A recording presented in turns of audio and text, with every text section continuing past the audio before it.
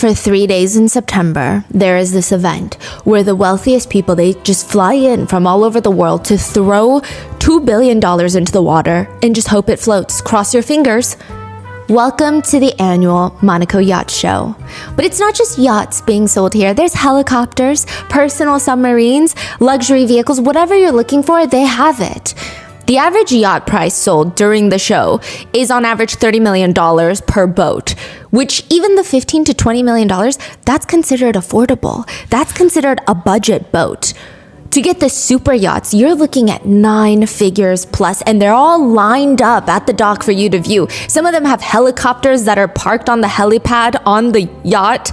Others have these indoor pools, because you're floating in the water, but you don't want to go into the water. You want to go into the water on your yacht. And they have these Greek statues just squirting water into the pool. They have libraries, onboard gardens for billionaires to relax. Some yachts even have their own wellness centers.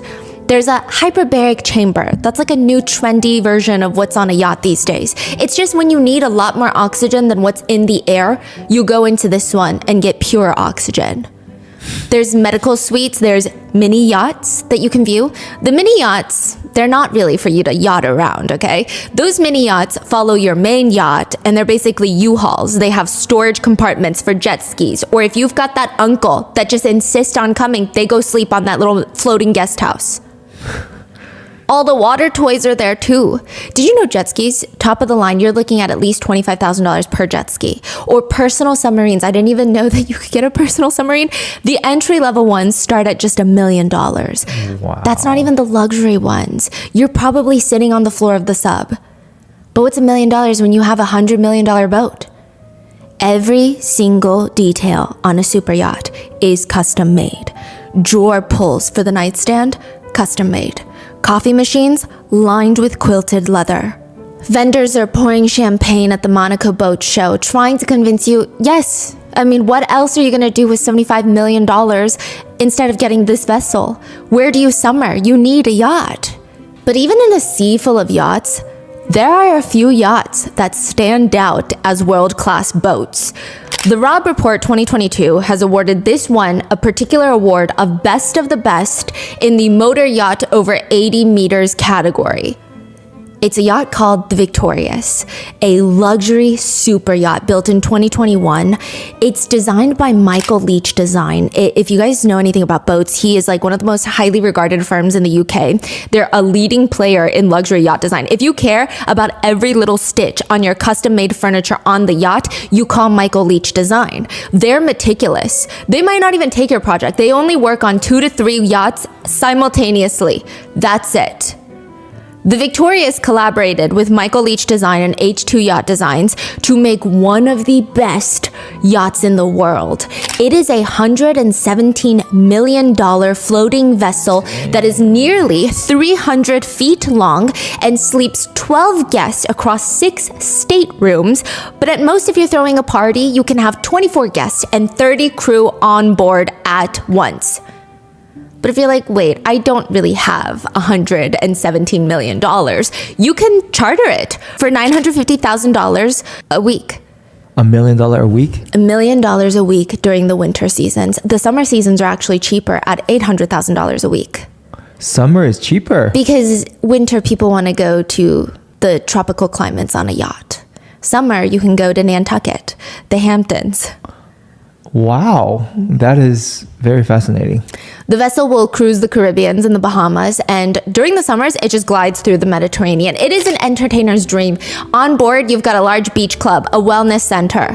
It has wood-burning fireplaces. One yacht company said, when billionaires get on yachts of this magnitude, their jaws still drop at the luxury.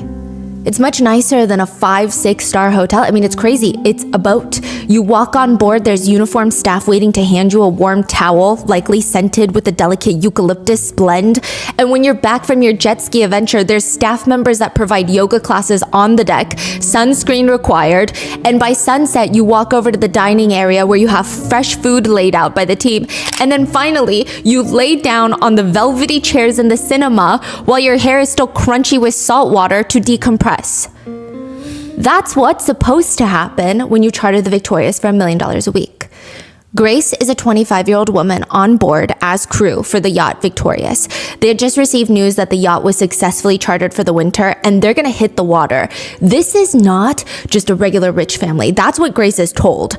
They're debriefed and they are told this is a very rich, very famous family. I mean, the crew, they're used to working with wealthy individuals and being discreet is very important, but they've never worked with an A-list celebrity before. So before heading into the water, the crew, they're just really excited. They want to make sure that Diddy and his family have a spectacular time. I mean, let's make the holidays amazing for them. That's the goal. It's said that they were potentially even filming a Hulu family reality TV show, like Keeping Up with the Combs. But Grace noticed something very strange about the Combs' time on the yacht. She thought it was gonna be like a cute family vacation. So why is it that all the girls are coming on board and there's a constant rotation of strangers and other A-list celebrities that are coming on and off board? And strangely, it appears that anytime a girl steps foot on this yacht, they get intoxicated after one tiny shot of alcohol. It just doesn't seem normal. People on the yacht would take one shot and just be sprawled out on the deck, unconscious. Other women would drink one mixed drink and they'd be falling over themselves. They would go have a panic attack. Some of them would just pass out. Grace didn't know exactly what's going on, but she has a sneaking suspicion that the drinks were laced with something. Drugs. And then it happens. December 28th, 2022, she alleges in her lawsuit that she was essayed by Sean Diddy Combs' son, Christian King Combs. This is what happens at Diddy's yacht parties. We would like to thank today's sponsors who have made it possible for Rotten Mango to support Arizona Anti-Trafficking Network. They work constantly to bring solutions to the illegal sex and human trafficking network in the States. This episode's partnerships have also made it possible to support Rotten Mango's growing team, and we would also like to thank you guys for your continued support. As always, full show notes are available at rottenmangopodcast.com. Now, a big disclaimer to keep in mind with this case, it's currently ongoing and developing as we speak. There have been no court verdicts yet, so unfortunately, I must legally state that these are all current allegations and accusations. People are innocent until proven guilty, legally speaking. Some statements have been shortened for time, and all the theories and speculations mentioned are netizen opinions that can be found publicly available online. All reporting for this episode is taken from information that is online, so please do your own research, form your own opinions. I'm not here to convince you of anyone's guilt nor innocence. Some potentially triggering themes include heavy use of illicit substances, including date, R-word drugs, domestic violence, heavy descriptions of SA, gang violence, sex trafficking, and this case is very heavy, so please take a break, unplug if you need. And with that being said, let's get into it. In part one, we did a deep dive on the lawsuit that started all of this with Cassie, the hotel footage, and the Illuminati somehow gets involved. In this part two, we're going to go in depth on the lawsuit against Christian Combs, the son, what happens at Diddy yacht parties, and the very strange death of the mother of his children, Kim Porter. In part 3, we will be going over the 13 people who have mysteriously died around Diddy, there's a very alarming pattern of the way that he reacts and responds in interviews to some of these deaths. It feels odd. And finally, in part 4, we will be going through the so-called Diddy's list, the internet allegations, the celebrity friends who are rumored to have been complicit and partaking in these crazy parties, wild accusations that Diddy is a clone in prison, the baby oil is laced, there's tunnels under his house, as well as the 120 people that are working on suing him. And some of them have since filed suit. I will leave a pinned comment for those days that those videos will go up. And with that being said, let's get into it. Out of nowhere, a $22 book hits Amazon's #1 bestseller spot for fictional books. I mean, outselling Sally Rooney, Hillary Clinton, Nicholas Sparks, which is unheard of for a debut book. Not only that, it's a pricey book. It's 59 pages for $22. And it's self-published, ranking at the top of the bestsellers list. It's even more fascinating when you factor in the part where the entire book is littered with typos. So why the hell is everybody suddenly interested in this random book? It's titled Kim's Lost Words, A Journey for Justice from the Other Side.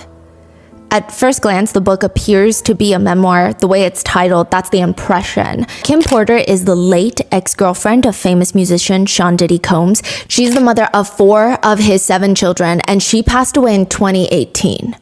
After Cassie's lawsuit, after the feds raid Diddy's homes, after Diddy's son released a diss track on the world, this book is released September of 2024, just like right before his arrest. The book is described as being filled with, quote, alleged disturbing and graphic sexual encounters between Combs and other celebrities. The main allegations spewed in the books are Diddy had asked Kim, to use an intimate object for his bottom, and she refused, which resulted in him allegedly beating her. That's what's in the book. There are other excerpts from the book that state that Kim witnessed Diddy having intimate relationships with underage male stars in the industry. Another allegation that Diddy allegedly hit Kim with a chair. I mean, the opening line, chapter 1, the introduction, is already so salacious. Of course, it's going to get people talking.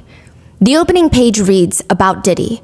He was so charming, a wolf in sheep's clothing, a devil, and I fell for it. This story must be told despite the fact that it'll hurt my children. I cannot hide it any longer. Sean Combs must be stopped. So there were other celebrities' names being mentioned in there? So many. Whoa. Other salacious, since gone viral excerpts from the book include, one day I found the vault where Sean kept all of his encounters with men. Yes, he kept a record of it, but that's for later.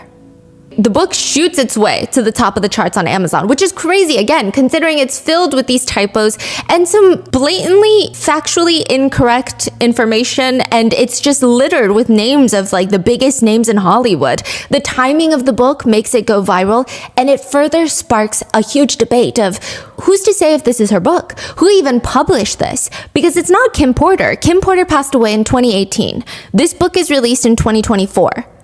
The book says it's written by Jamal T. Millwood for Kim Porter. Jamal T. Millwood is not the actual name of the person who published this book. That is the name associated with this huge conspiracy. Decades ago, one of the biggest rappers, Tupac, was murdered.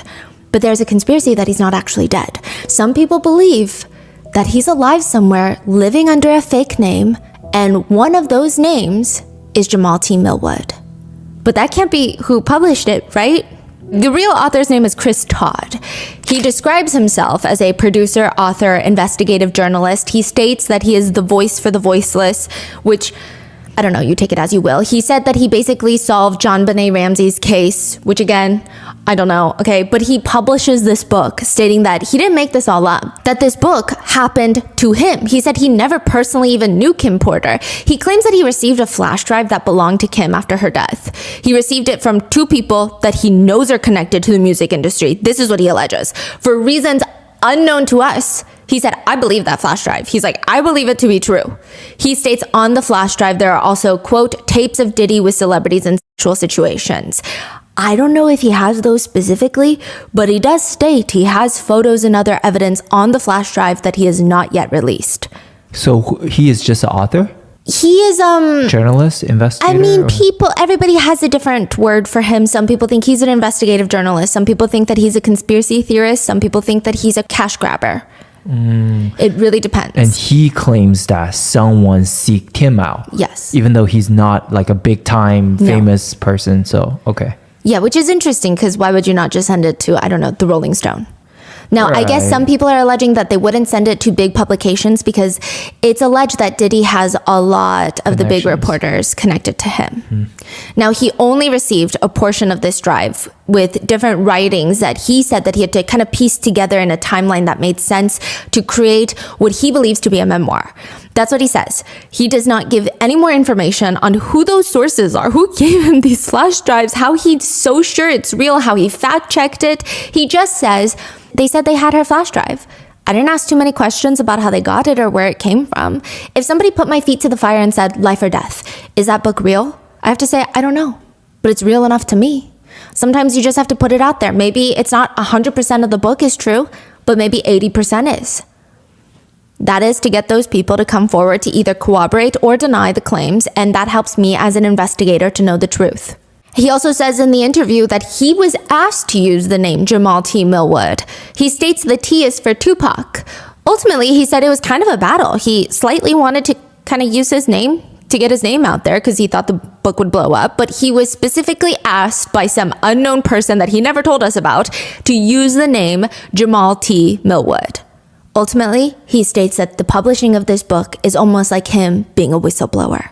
Regardless of how netizens feel about the book, Kim Porter's family, friends, and ex-partner have all denied the book, stating it's all a cash grab. Amazon eventually pulls the book, stating, "We were made aware of disputes regarding the title and have notified the publisher. This book is not currently for sale in our store." But now that the book has gone viral, regardless of validity, it has people intrigued by Kim Porter's relationship with Diddy. She is often said to be the one that was the closest to him, his best friend. Netizens are wondering, was her relationship with Diddy anything like what Cassie has experienced? And how did she pass away? Danielle walks into the Vibes studio. It's like a scene out of a movie. Staffers for this famous magazine are running around screaming at this point. I mean, all you need really are papers to go flying in the air like one of those Wall Street movie scenes, which sounds dramatic, but this whole thing is very dramatic. Back then, at these major publication houses, you would have to store all of your data on servers. These servers are not, there's no cloud. These servers are not little hard drives like they are today, USB, They're massive. They're the sizes of nightstands, sometimes a dining table, and they're very heavy. 2 of Vibe Studios' servers had been stolen. Who the hell would want to steal the magazine's servers? It's heavy, it's bulky. Considering the level of security that they have in the middle of Manhattan, it's likely an inside job. I mean, it has to be. And the only person that they can all think of as they're sitting there figuring out what the hell to do is Sean Diddy Combs. What is Vibe Studio? It's a magazine. Now, Vibe had wanted Diddy on the cover of their end of the year magazine. Danielle was supposed to be the main person on the project, and the idea was this: the good, the bad, the Puffy, because he was known as Puffy back then. The idea was to hopefully somehow convince him to get into these angel wings for one photo, and then the other photo would have him looking slightly mischievous. It'd be a split cover. Possible cover line would be, bad boy, what you gonna do? A play on the words because his company name is called Bad Boy Entertainment. They'd already done the photo shoot a few months before the issue was supposed to run, and Diddy was not enthusiastic about the angel wings, but they somehow convinced him. It took a lot of energy, but he put them on, and they took the photos, and everything is going as planned. They didn't get the perfect mischievous shot, but there's a good cover in there. But the reporter, Danielle, she gets a call from Diddy asking him to see the Vibe covers before they hit the stands. And according to Danielle, the conversation goes something like this. Diddy asks to see the cover photos. Danielle responds, "I'm sorry, but that's against our policy. We never show anyone our covers. You will be dead in the trunk of a car." Oh. Excuse me? Take it back. Danielle claims he starts laughing over the phone maniacally. Take what back? F you. Take it back right now, or I'm gonna call my lawyer and you're gonna go to jail. I know where you are right now. You're right on Lexington, aren't you? She wasn't in the office at the time. She was in the car. What?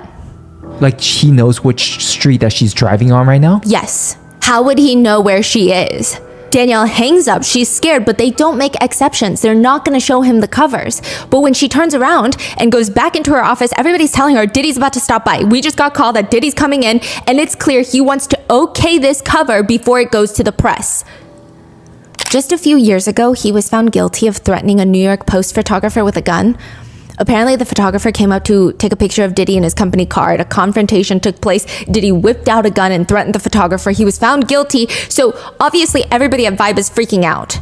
Now, thankfully, Vibe Studios had an external copy of the covers, but Danielle still has this reason to feel scared. The cover goes live, everything goes live as planned, but the servers were still stolen, nobody knows who. Danielle just has this weird feeling inside of her that Diddy is part of all of this. So he did a photo shoot for this magazine. He wants to see the photo shoot and they say, no, we cannot do that.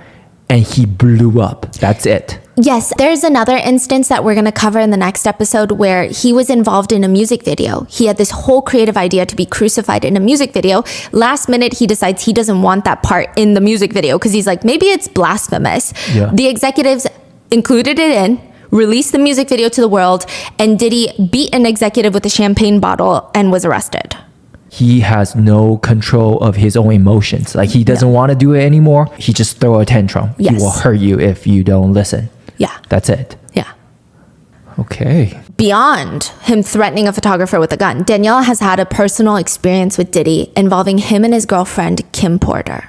According to Danielle, she had met with Kim Porter and 2 friends at this little restaurant in New York City. I mean, it doesn't appear that they were close friends per se, but they kind of run in the same circles. They're sitting there drinking their cocktails. They see Diddy walk in, which I'm sure everyone, even if they're not trying to be, they're all a little bit jealous of Kim Porter. She's dating Diddy, one of the most influential people in the industry, even at that point. So the four of the girls, they're sitting at the table. Diddy walks in. Diddy knows all four of them, but he doesn't even acknowledge Kim's friends. He just motions for Kim to pass her bag, allegedly, according to Danielle. He takes her bag, a little baguette purse, turns it upside down, emptying the whole purse. Things start clinking onto the table in the middle of this New York City restaurant. He's making a scene. He starts snatching up every single credit card that fell out while scathingly telling Kim, allegedly, you have no business being here. You need to be at home with those kids. Get home as fast as you can.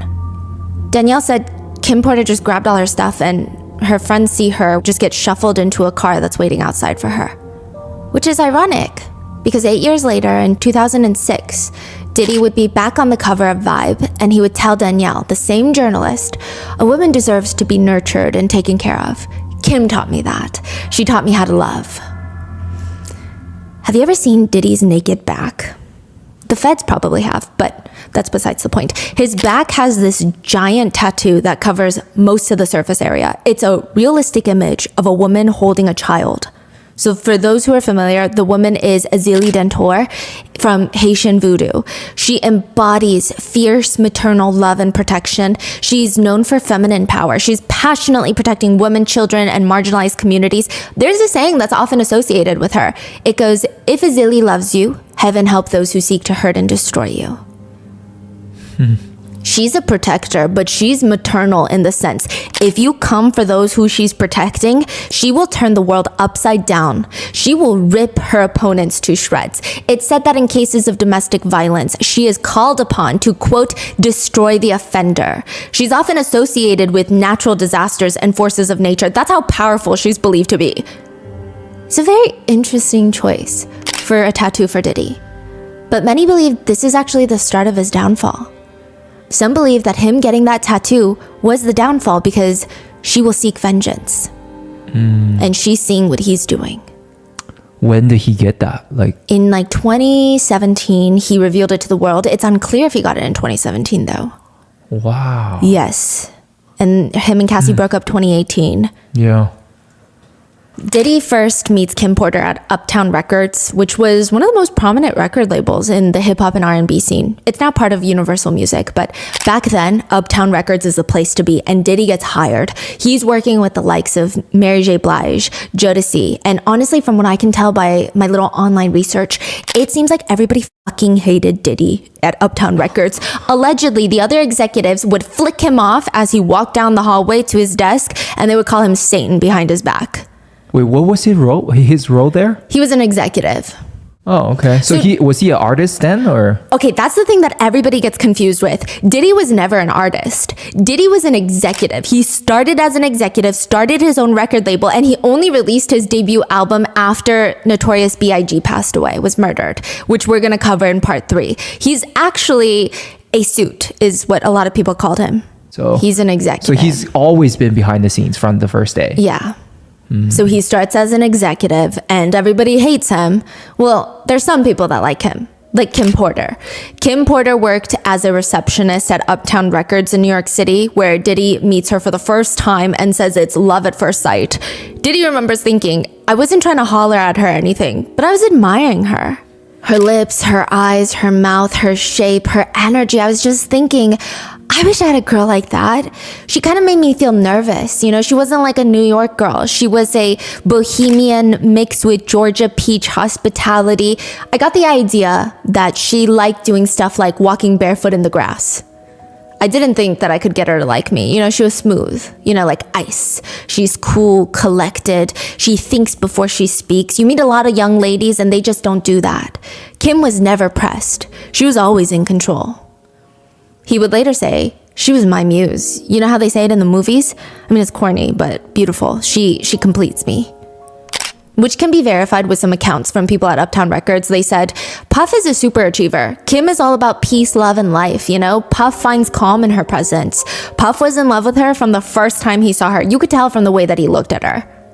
which is unfortunate because Kim Porter is dating an artist signed with Uptown Records, Albie Shore. In fact, they have a child, a son together named Quincy. I mean, it took a few years of Diddy pursuing Kim Porter for them to finally give it a shot. And they said once they start dating, they're just inseparable. They said we went out together, we ate together, we played together. He would want me at the office. I would want him at my shoots because she's also a model. Our bond was so tight. Diddy said life is not good without Kim Porter around.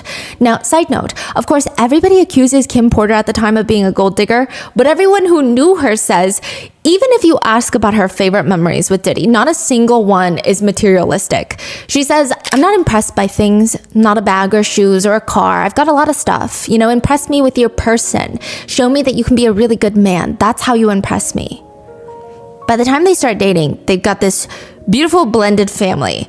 Kim Porter has Quincy from her previous relationship with Albie Shore. Diddy has a 1-year-old son, Justin Combs, that he had with his previous partner, Misa Hilton, who was also allegedly Kim's friend.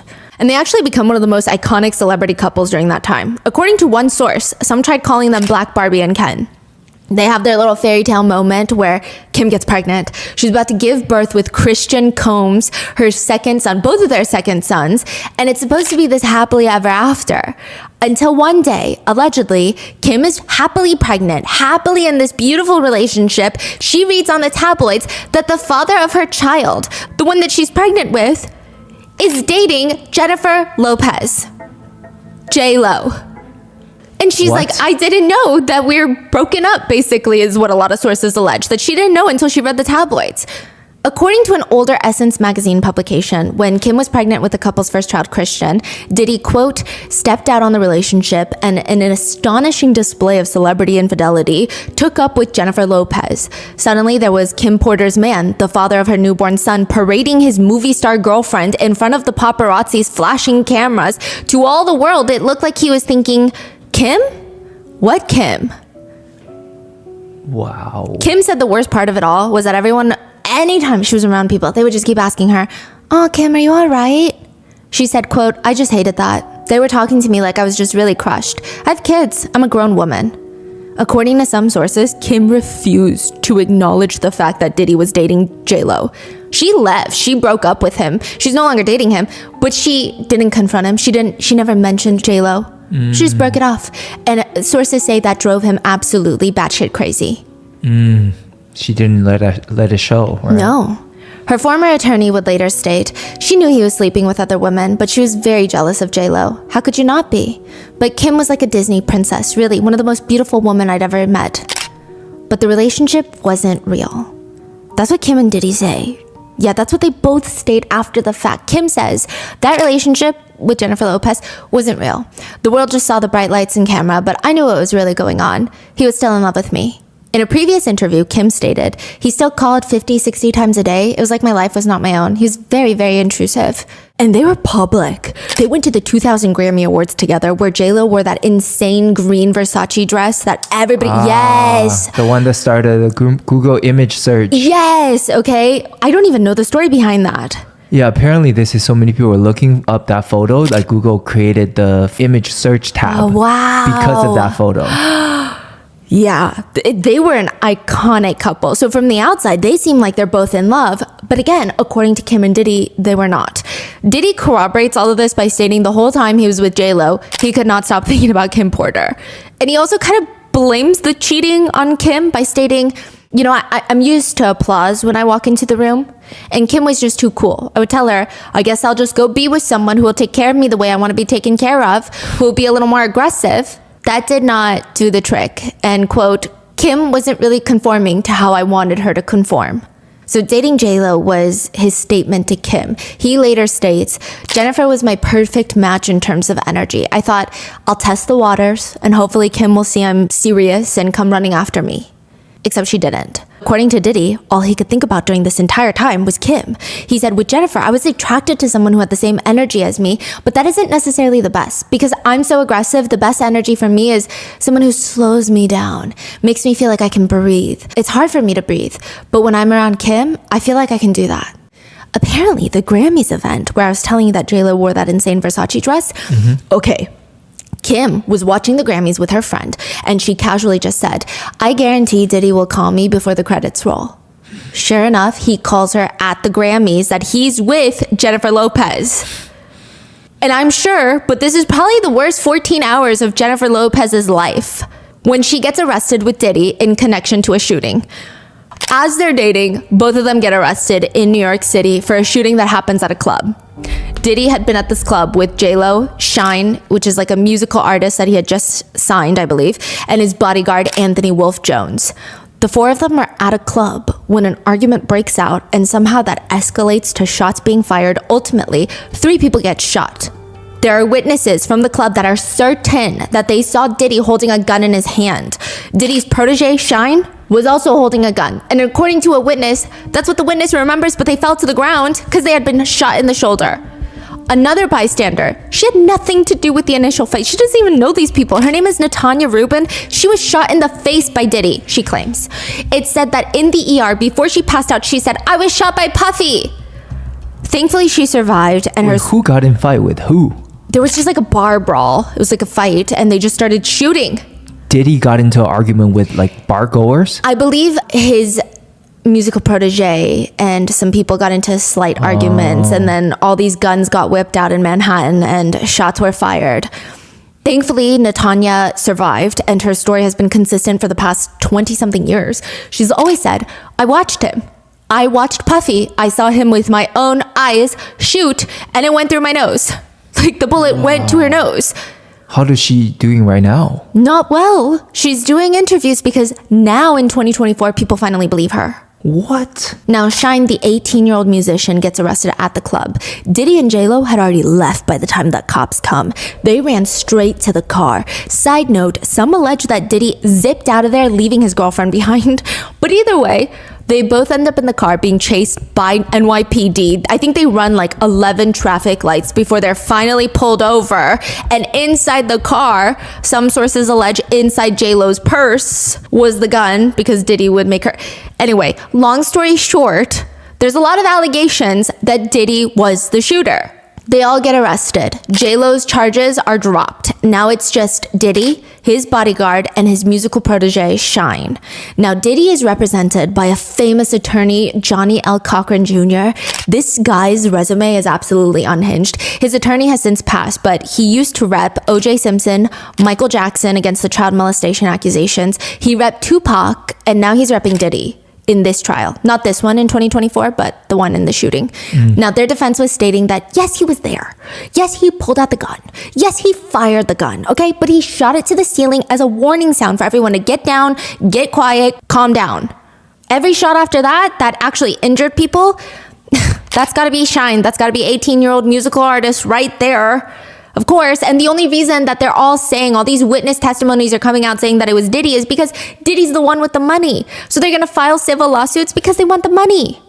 Ultimately, Diddy gets acquitted, so does the bodyguard, but Shine gets 10 years in prison for assault, gun possession, and reckless endangerment. Somebody has to be held responsible, and it can't be Diddy.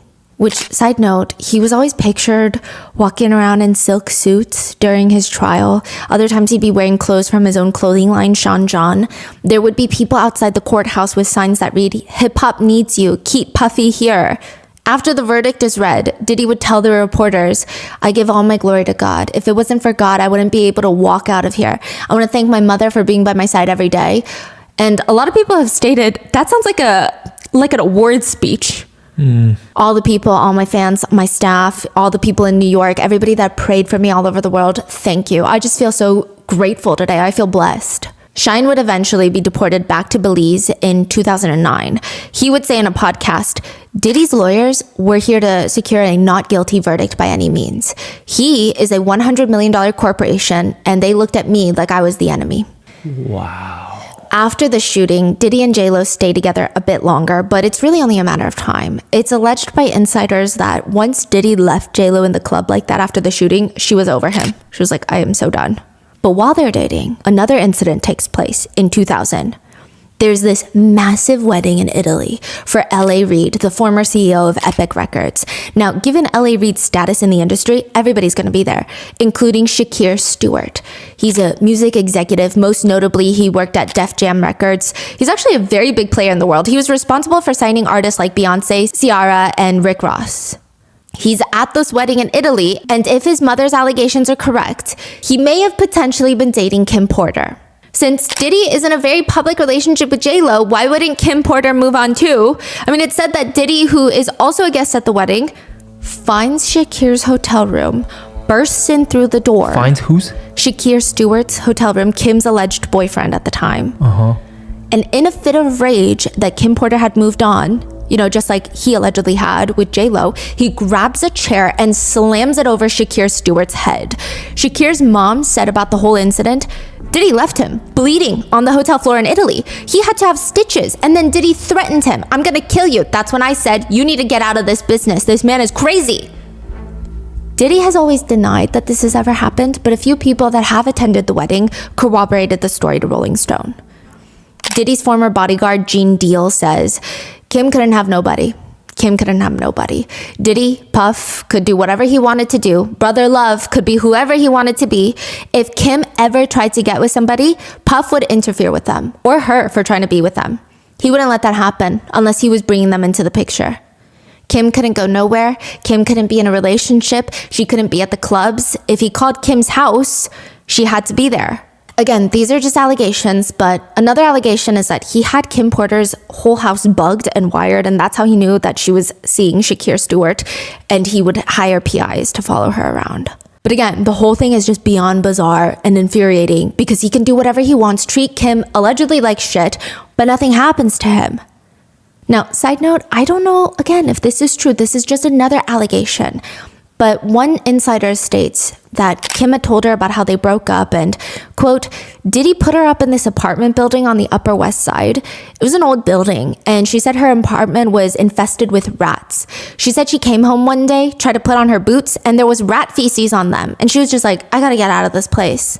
Which a former attorney for Kim backs it up by stating he didn't want to pay her rent, get a nice apartment for her, nothing.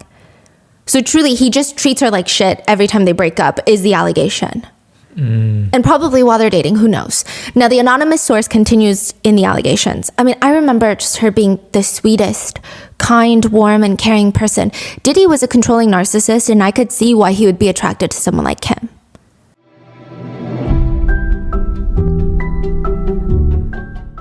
Over the summer, a family friend's daughter who had just graduated high school was talking about this personal finance class that she had taken. Instantly, my jaw was dropped because I was pleasantly surprised at how much she took away from that class. It was a very practical class. Honestly, what a great way to get started with investing early, which if you're like, I wish I had something like that. Luckily enough, today's episode is sponsored by Acorns. Acorns makes it easy to start automatically saving and investing for you, your kids, and your retirement. You don't need a lot of money or expertise to invest with Acorns. In fact, you can get started with just your spare change. Acorns recommends an expert-built portfolio that fits you and your money goals, then automatically invests your money for you. And now Acorns is putting their money into your future. Open up an Acorns Later IRA and get up to a 3% match on new contributions. That's extra money for your retirement. I told our family friend's daughter about Acorns. She's now all set up with Acorns. She's in her first semester of college now, which is kind of crazy to think she's so old now. And she's leagues ahead of everyone her age. Invest in your financial future by investing with Acorns. Head to acorns.com/rotten or download the Acorns app to start saving and investing for your future today. Paid client testimonial. Compensation provides incentive to positively promote Acorns. Investing involves risk. Acorns Advisors LLC, an SEC registered investment advisor. View important disclosures at acorns.com/rotten.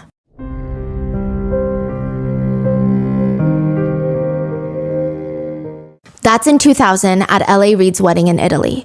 The summer of 2001, something else will allegedly take place, but we, the public, won't know about it until this year. Then 25-year-old Talia Graves says that she was panicked. She woke up, found herself tied up. Who's Talia Gray? She's just a woman who woke up tied up on a couch in Diddy's studio. And all she remembers is she had just met with Diddy and one of Diddy's bodyguards, Joe Sherman. And the only reason she was even meeting with them is because she was dating one of Diddy's employees, an executive at Bad Boy Entertainment.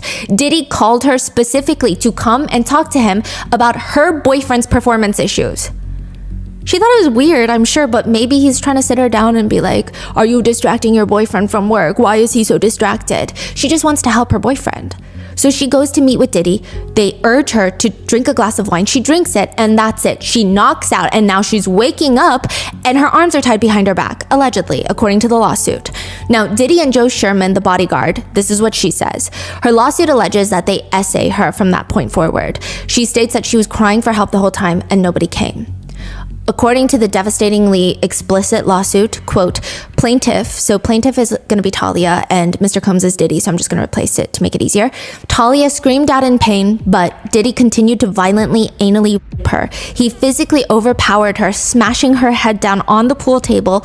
During the brutal attack, Talia vomited into her mouth and on the table. At one point, she involuntarily defecated. Diddy was undeterred. He wiped himself off and applied more lubricant and without any acknowledgement of Talia's distress, proceeded to essay her. The lawsuit states she experienced intense pain and burning sensations before losing consciousness again. The next thing she knew, she woke up on the couch to, allegedly, Joe Sherman slapping her across the face, forcing his private parts into her mouth. She states her face and wrists were bruised, she was in severe pain and distress, and when he was done, she quickly grabbed her clothes in fear that Diddy would come back and just ran out of there. She was terrified at the time to report Diddy because it's Diddy, but also she claimed she was in a very nasty custody battle over her child, and she was scared that this would make her lose her chances. She told her boyfriend, the executive, but allegedly he tells her not to do anything because you're going to ruin my career. So for the next few decades, she states that she bore the consequences, having panic attacks, self-exit thoughts, depression, and she thought she was moving on until November of 2023. She learns for the first time that over 20 years ago, what happened to her had been filmed. And that video of her being essayed was being shown to multiple men at Bad Boy Entertainment and was used to publicly degrade and humiliate her. It felt like all this trauma that they allegedly inflicted on her was solely for Diddy to allegedly feel like he humiliated his own executive, like some sort of power move. Like, see what I can do to your girlfriend? How did she find out about that part? The lawsuit claims her ex-boyfriend told her. Just like mentioned it in passing, I guess. The other executives at Bad Boy had seen it, and they all basically allegedly slut-shamed Talia, the victim, and told the alleged boyfriend of hers to break up with her because of the video, because she was a victim. But this doesn't come out until 2024. The alleged essay takes place in 2001, and now, in 2003, where we are in the story, Kim Porter and Diddy officially get back together. 2 years after Talia's assault, they get back together. Alleged assault, legally speaking. They're seen at a lot of high-profile events together. They're spotted strolling on the beach together. I mean, it seems like this time around, Diddy is trying really hard. They're constantly seen spending quality time attending these high-profile music awards. That same year, though, another incident occurs that we won't know about until this year. Cipriani's is one of the more famous restaurants in New York City, and Crystal McKinney, a model signed with IMG Models, is invited there to meet with this huge fashion designer, Sean Diddy Combs of the Sean John clothing line. He had just launched his Sean John clothing line, and they're doing like $450 million in retail sales. What? Yeah, this is gonna be the next huge step in Crystal's career. There's no connection like Diddy in the industry. She had to fly all the way from Miami to New York City, but that's fine. But there's more rules. The designer for Sean John tells her that she needs to go to the hair salon, make sure to touch up her roots so that she remains fully platinum blonde. She needs to get her extensions, and the clothing to meet Diddy in must be a black leather coat with a fur hood, a translucent chiffon beige v-neck shirt, a fur-lined handbag, and jewel-encrusted jeans. It felt a little specific in particular, but it's fine. She shows up to Cipriani's, she's seated directly across from Diddy, and almost instantly, he's hitting on her. Quote, coming on in a sexually suggestive manner. He keeps telling her that she's beautiful, her eyes are gorgeous, you're gonna make it one day as a model, you're gonna be big one day, especially because I'm gonna help you, I'm gonna get you the connections. And he's just nonstop whispering these things to her, refilling her wine glass nonstop. He gives her his number and tells her, call me later tonight. That night, he instructs her to meet him at his New York City studio, at which point there's a bunch of people drinking there, just smoking a joint, drinking. She smokes weed, so Crystal accepted, but that was not weed. Supposedly, she believes it's weed laced with a narcotic and maybe some other intoxicating substances, because one hit, that's it. She's like, that is crazy, because she's a weed smoker, so this is not weed. One hit and she's feeling not well, and he tells her, you're being way too uptight, keep drinking. She said she feels like she's floating in the air. Eventually, she's unable to control her body. She tries to go to use the restroom, but allegedly Diddy follows her in and essays her. He forces her head down and commands her to, quote, suck it. She refused, but he allegedly forced her anyway. And she states that he just left once he was done getting what he wanted. She gets up, ends up losing consciousness. The next thing she remembers is just in a cab heading out of the studio. Years later, Crystal would end up hospitalized after a self-exit attempt. And it's hard, she states in the lawsuit, because everywhere she would go, she would be reminded of her alleged assayer. He's everywhere, on TV, music, film, everywhere, being celebrated, everywhere, and she can't escape. She said, I had my whole future mapped out that was stolen from me. Being essayed and having no recourse is so painful. I felt like I was dying. Every day, I did not have the strength to come forward yet. I hope that by speaking out, I can help other victims come forward and seek justice. The public would find out about Crystal's allegations decades later. But she's not the only one suffering. The same year in 2003, while Diddy is flaunting Kim Porter on his arm, getting praised for raising $2 million for the New York City education system, winning BET Awards, MTV Awards, getting nominated for Grammys, Jane Doe is 17 years old in 2003. That means she's in the 11th grade. And she was, according to the allegations brought forth in her lawsuit, just offered a ride on a private jet. Like, I don't know many people that would turn that down, especially when the private jet is being chartered by P. Diddy. In the lawsuit, Jane Doe alleges that she met with Harvey Pierre. This is the eventual president of Diddy's company, Bad Boy Entertainment. He was one of the top executives from the get-go. Jane Doe meets with Harvey in this lounge in Detroit, and she doesn't know who he is, but he keeps telling her, do you know my best friend is Diddy? So this guy, the president, right? He works for Diddy. Is that correct? Yes. Okay. So Diddy is more in charge than the president. Oh, yes. Okay. So to the point where he calls Diddy and is like, hey, this girl at the bar doesn't really believe me, I guess. So here you go. She hears Diddy on the phone, and over the phone, Diddy allegedly convinces her to get on a private jet to come see him in New York. He convinces her, and I'm sure she's excited. And as they're getting ready to leave, she alleges Harvey Pierre asked her to come into the bathroom with him, where she alleges that he was smoking crack cocaine from a Pepsi can. And once he was done, he took off his pants and ordered her to, quote, suck it, and forcibly shoved her head down. Side note, the law firm representing her is the same law firm that represented Cassie Ventura. So I'm just saying, it is up to a lot of law firms to do their due diligence to make sure that the clients have strong cases. So do that with what you will, right? Now, following that, she alleges in the lawsuit that they drove to the airport, boards this private jet, flies into New York City where there's 2 black SUVs waiting for them. They go to Daddy's house recording studio, which is owned by Bad Boy. Daddy's house, where she alleges that he was pushing her to drink and smoke. So it's 4 of them in there. Diddy, Mr. Pierre, Harvey Pierre, and a third unknown person. She doesn't even know the name of this person. And they keep telling her how hot and sexy she is. Eventually, Diddy leads her, allegedly, into the bathroom in the studio and allegedly assaults her over the sink. She states she did not consent, and according to the lawsuit, he told her that he could not orgasm and asked her to squeeze his nipples as hard as she could to get him off. Yeah. By this point, she says she's coming in and out of consciousness, and her next memory was waking up to see the third assailant starting to essay her in the restroom. She kept telling him to stop, but he did not. Once he left, Harvey Pierre allegedly came in to essay her, and she recalls having a hard time breathing because of how he was forcing himself onto her. She was in pain. It wasn't till they were, quote, more or less done with her, she fell to the bathroom floor and crawled into a fetal position. She doesn't even remember anything else, but vaguely, she's just on a plane back to Michigan. When this lawsuit was filed in the end of 2023, Harvey Peer has denied the accusations against him, stating, "This is a tale of fiction. I've never participated in or witnessed nor heard of anything like this ever. These disgusting allegations are false and a desperate attempt for financial gain. I will vigorously protect my reputation and defend my name. Those who know me recognize these claims are not true." Diddy's attorneys filed a motion to dismiss, calling it, quote, "a decades-old tale, a baseless claim in an effort to extract an undeserved financial recovery. Fiction, a desperate attempt."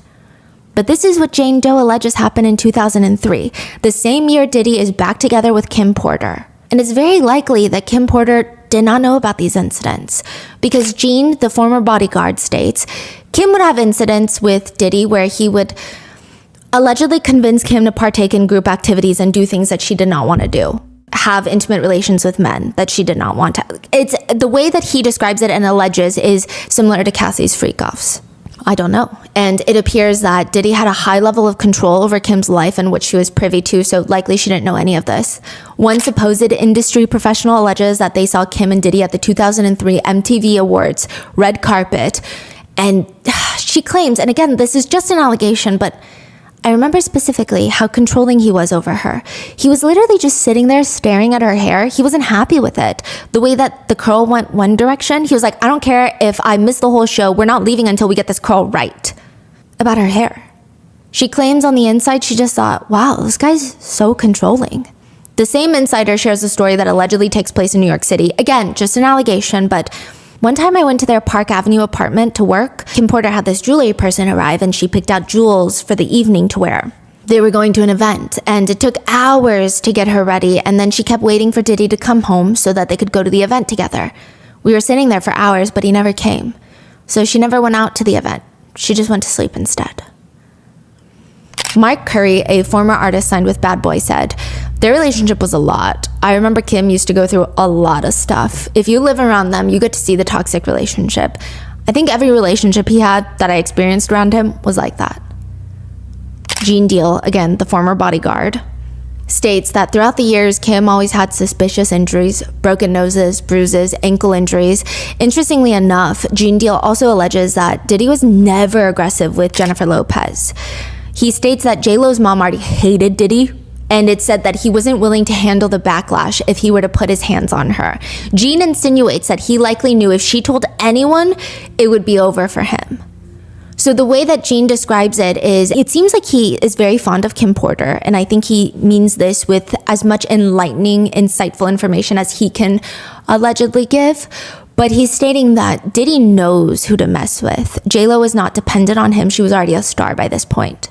Whereas the women that he does physically go after, allegedly, are women that are dependent on him. Yeah, I mean, that's typical behavior for someone like, you know, just all about the power. He would even say in an interview that Kim was in with him while they're dating, he says, "Do you really think God meant for a man to just have one wife?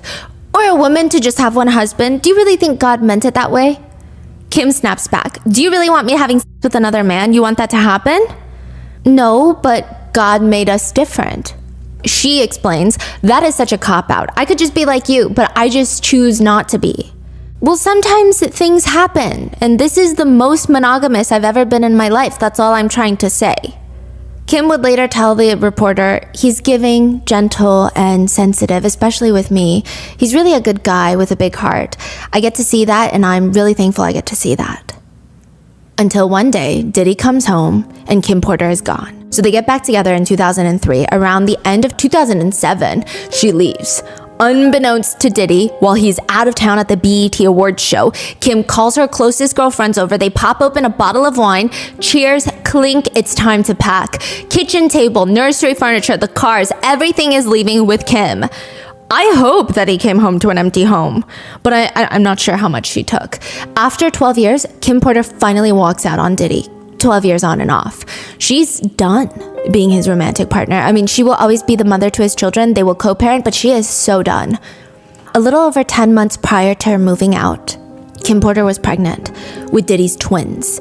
They had rekindled their on and off relationship again, like I said, and they had done all these interviews. They were in a very public relationship, and she had done recent interviews after getting pregnant about, you know, I know Diddy like I know my kids, and just talking about how what they had was different. And then one day, Kim's friend calls her, and she sounds uncomfortable, I'm sure. And she tells her, basically, Diddy had cheated on her with another woman, and that woman had recently just gave birth to Diddy's child. Do we know who? Sarah Chapman, and she gave birth to Chance Combs.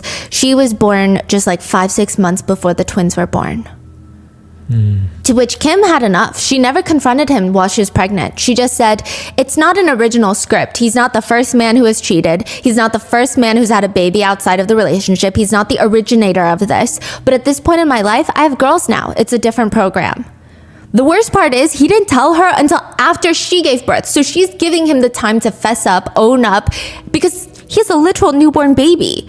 So just tell her. Sarah gives birth to Chance Combs July of 2006. The twins are born December of 2006. She says, he told me he may have gotten himself in a situation and he may have fathered another child outside the relationship.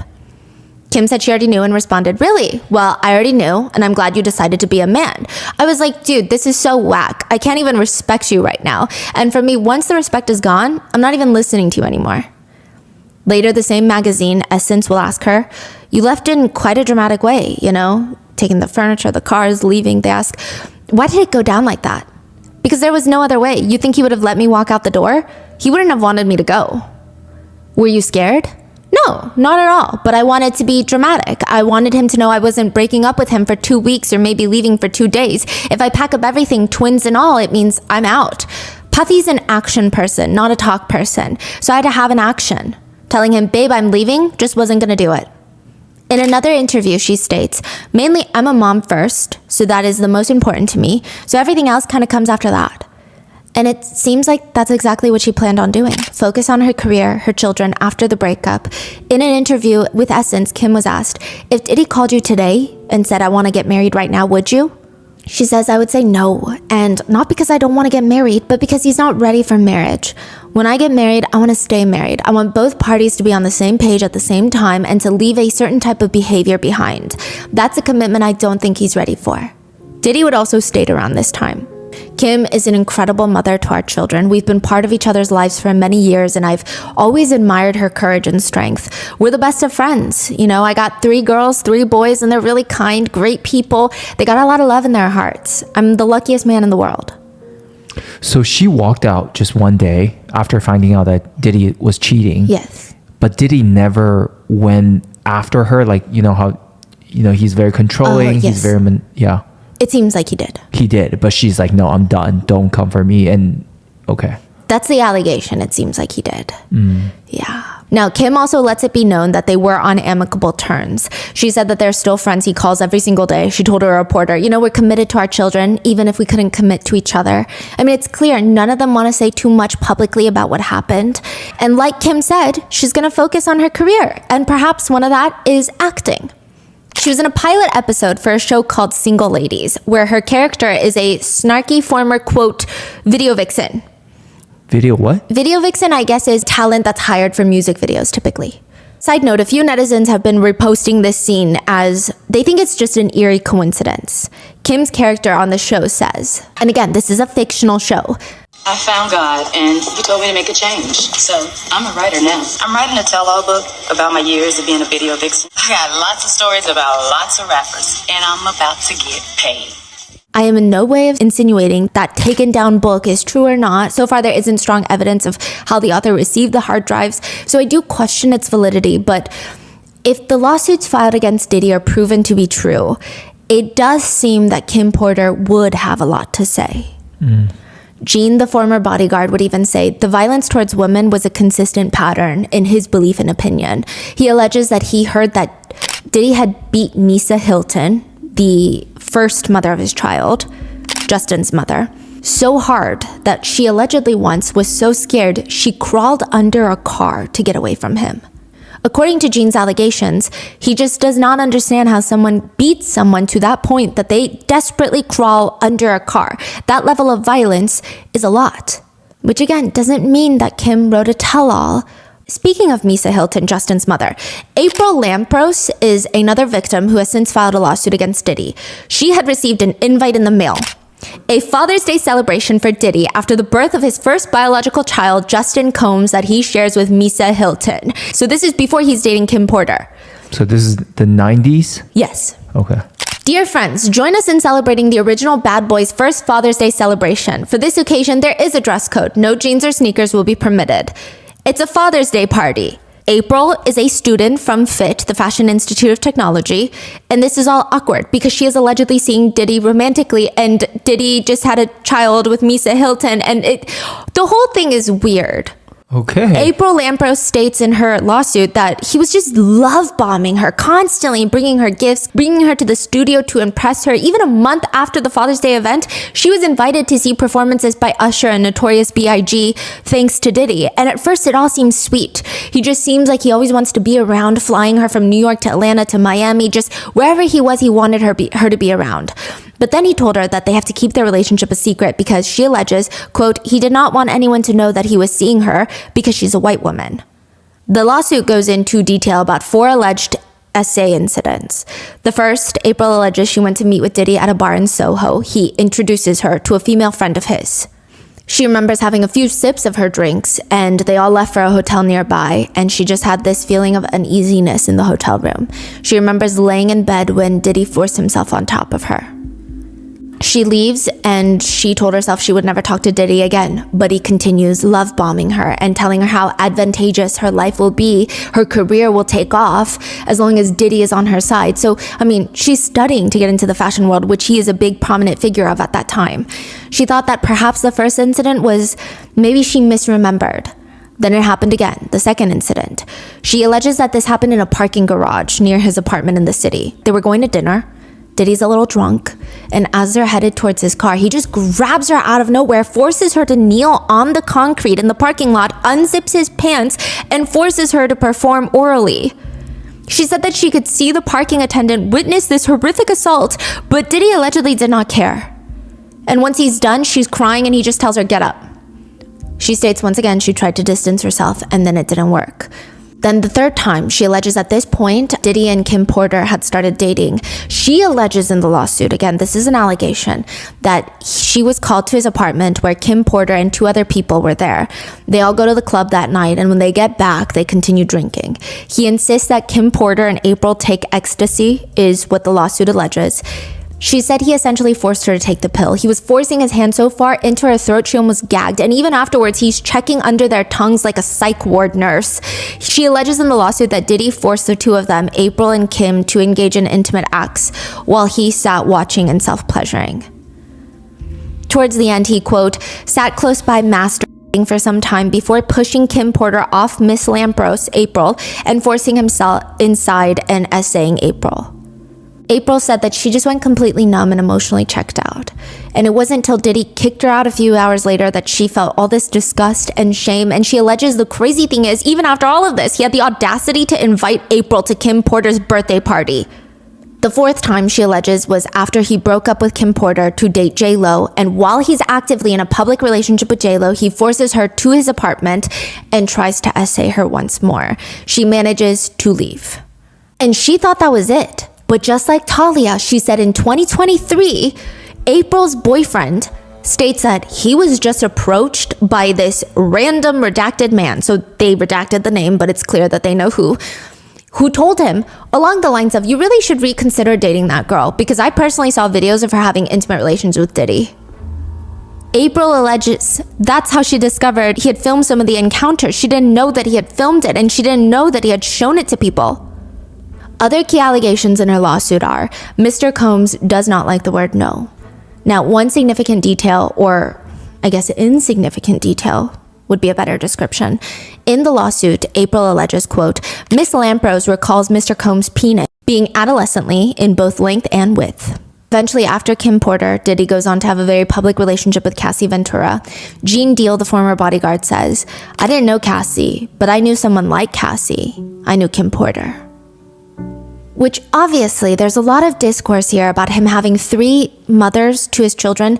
Diddy does argue, interestingly, on the Wendy Williams show. Keep this in mind because Wendy Williams comes back again in episode 4 of this Diddy series. He argues that he met the mother of his children, all 3 of them, Kim Porter, Misa Hilton, and Sarah Chapman, in the same year. He says, I met all of them in the same year, so I've known them in the same amount of time. We were all friends. I wasn't running around through my career and every couple of years just being like with a new person. These are people that have been my friends. Then I would get my heart broken, and then my friend would be there, and I would fall in love with my friend, and then I would get my heart broken, which is a crazy statement. Yeah, how is that better? You know? I met all of them in the same year, so I've known all of them the same amount of time. We were friends. No. He also said specifically about having daughters. He has 3 sons and now 4 daughters. The youngest being Love Combs, was born in 2022. This next statement is crazy. It took me to have daughters to really know how to treat a woman, and I'm still learning. But I guess they didn't teach him that much, because in another appearance on The Breakfast Club, he's there sitting next to his son, Christian Combs, who is the one being sued by the yacht stewardess, Grace. This is what he says about dating. And by the way, Christian is like a teenager at this point, so he's like consciously aware. And he looks up to his dad. He's his role model. He says, if I'm in a relationship with you, 25% of your time, you're just going to be like, oh man, I hate being here. This guy cheated on me. He lied on me. But then there's 75% of the time, I'm going to make you the happiest woman in the whole wide world. I'm going to be there to support your dreams. I'm going to be there to hold you, listen to you. I'm going to be there to be your best friend. And I promise you'll smile the most. You know who I am. This is what it is. Which deal do you choose? Which is just the craziest thing ever. But Diddy claims he really loves his children. So for his children, he has started a new company called Combs Cartel, which is very questionable. It's an umbrella company for the joint ventures of his children. His first son, Quincy, who he adopted, that he has with Kim Porter, he is acting. He recently starred in the Netflix special Holiday Calendar. Justin is Diddy's first biological child with Misa Hilton. He used to run a segment on Revolt TV, which is a media company that used to be owned by Diddy, called Respectfully Justin, where he interviews celebrities. But like he does, you know what? I'm not going to go there. He doesn't really interview the celebrities. He has a co-host that does all the talking. He just kind of is there. And so people have called him out for being a Nepo baby, because you're not really doing anything on the show. You just got a show because your dad owns the network. Right. I digress. Then there's Christian Combs, the first child with Kim Porter. Christian is taking more after his dad, trying to get into music. Musically, he goes by the name King Combs. He has a song called Can't Stop, Won't Stop featuring Kodak Black. I think that was his biggest song. But I think the most talked about song is a song he recently released 5 months ago. It's called Pick a Side. Pick a side.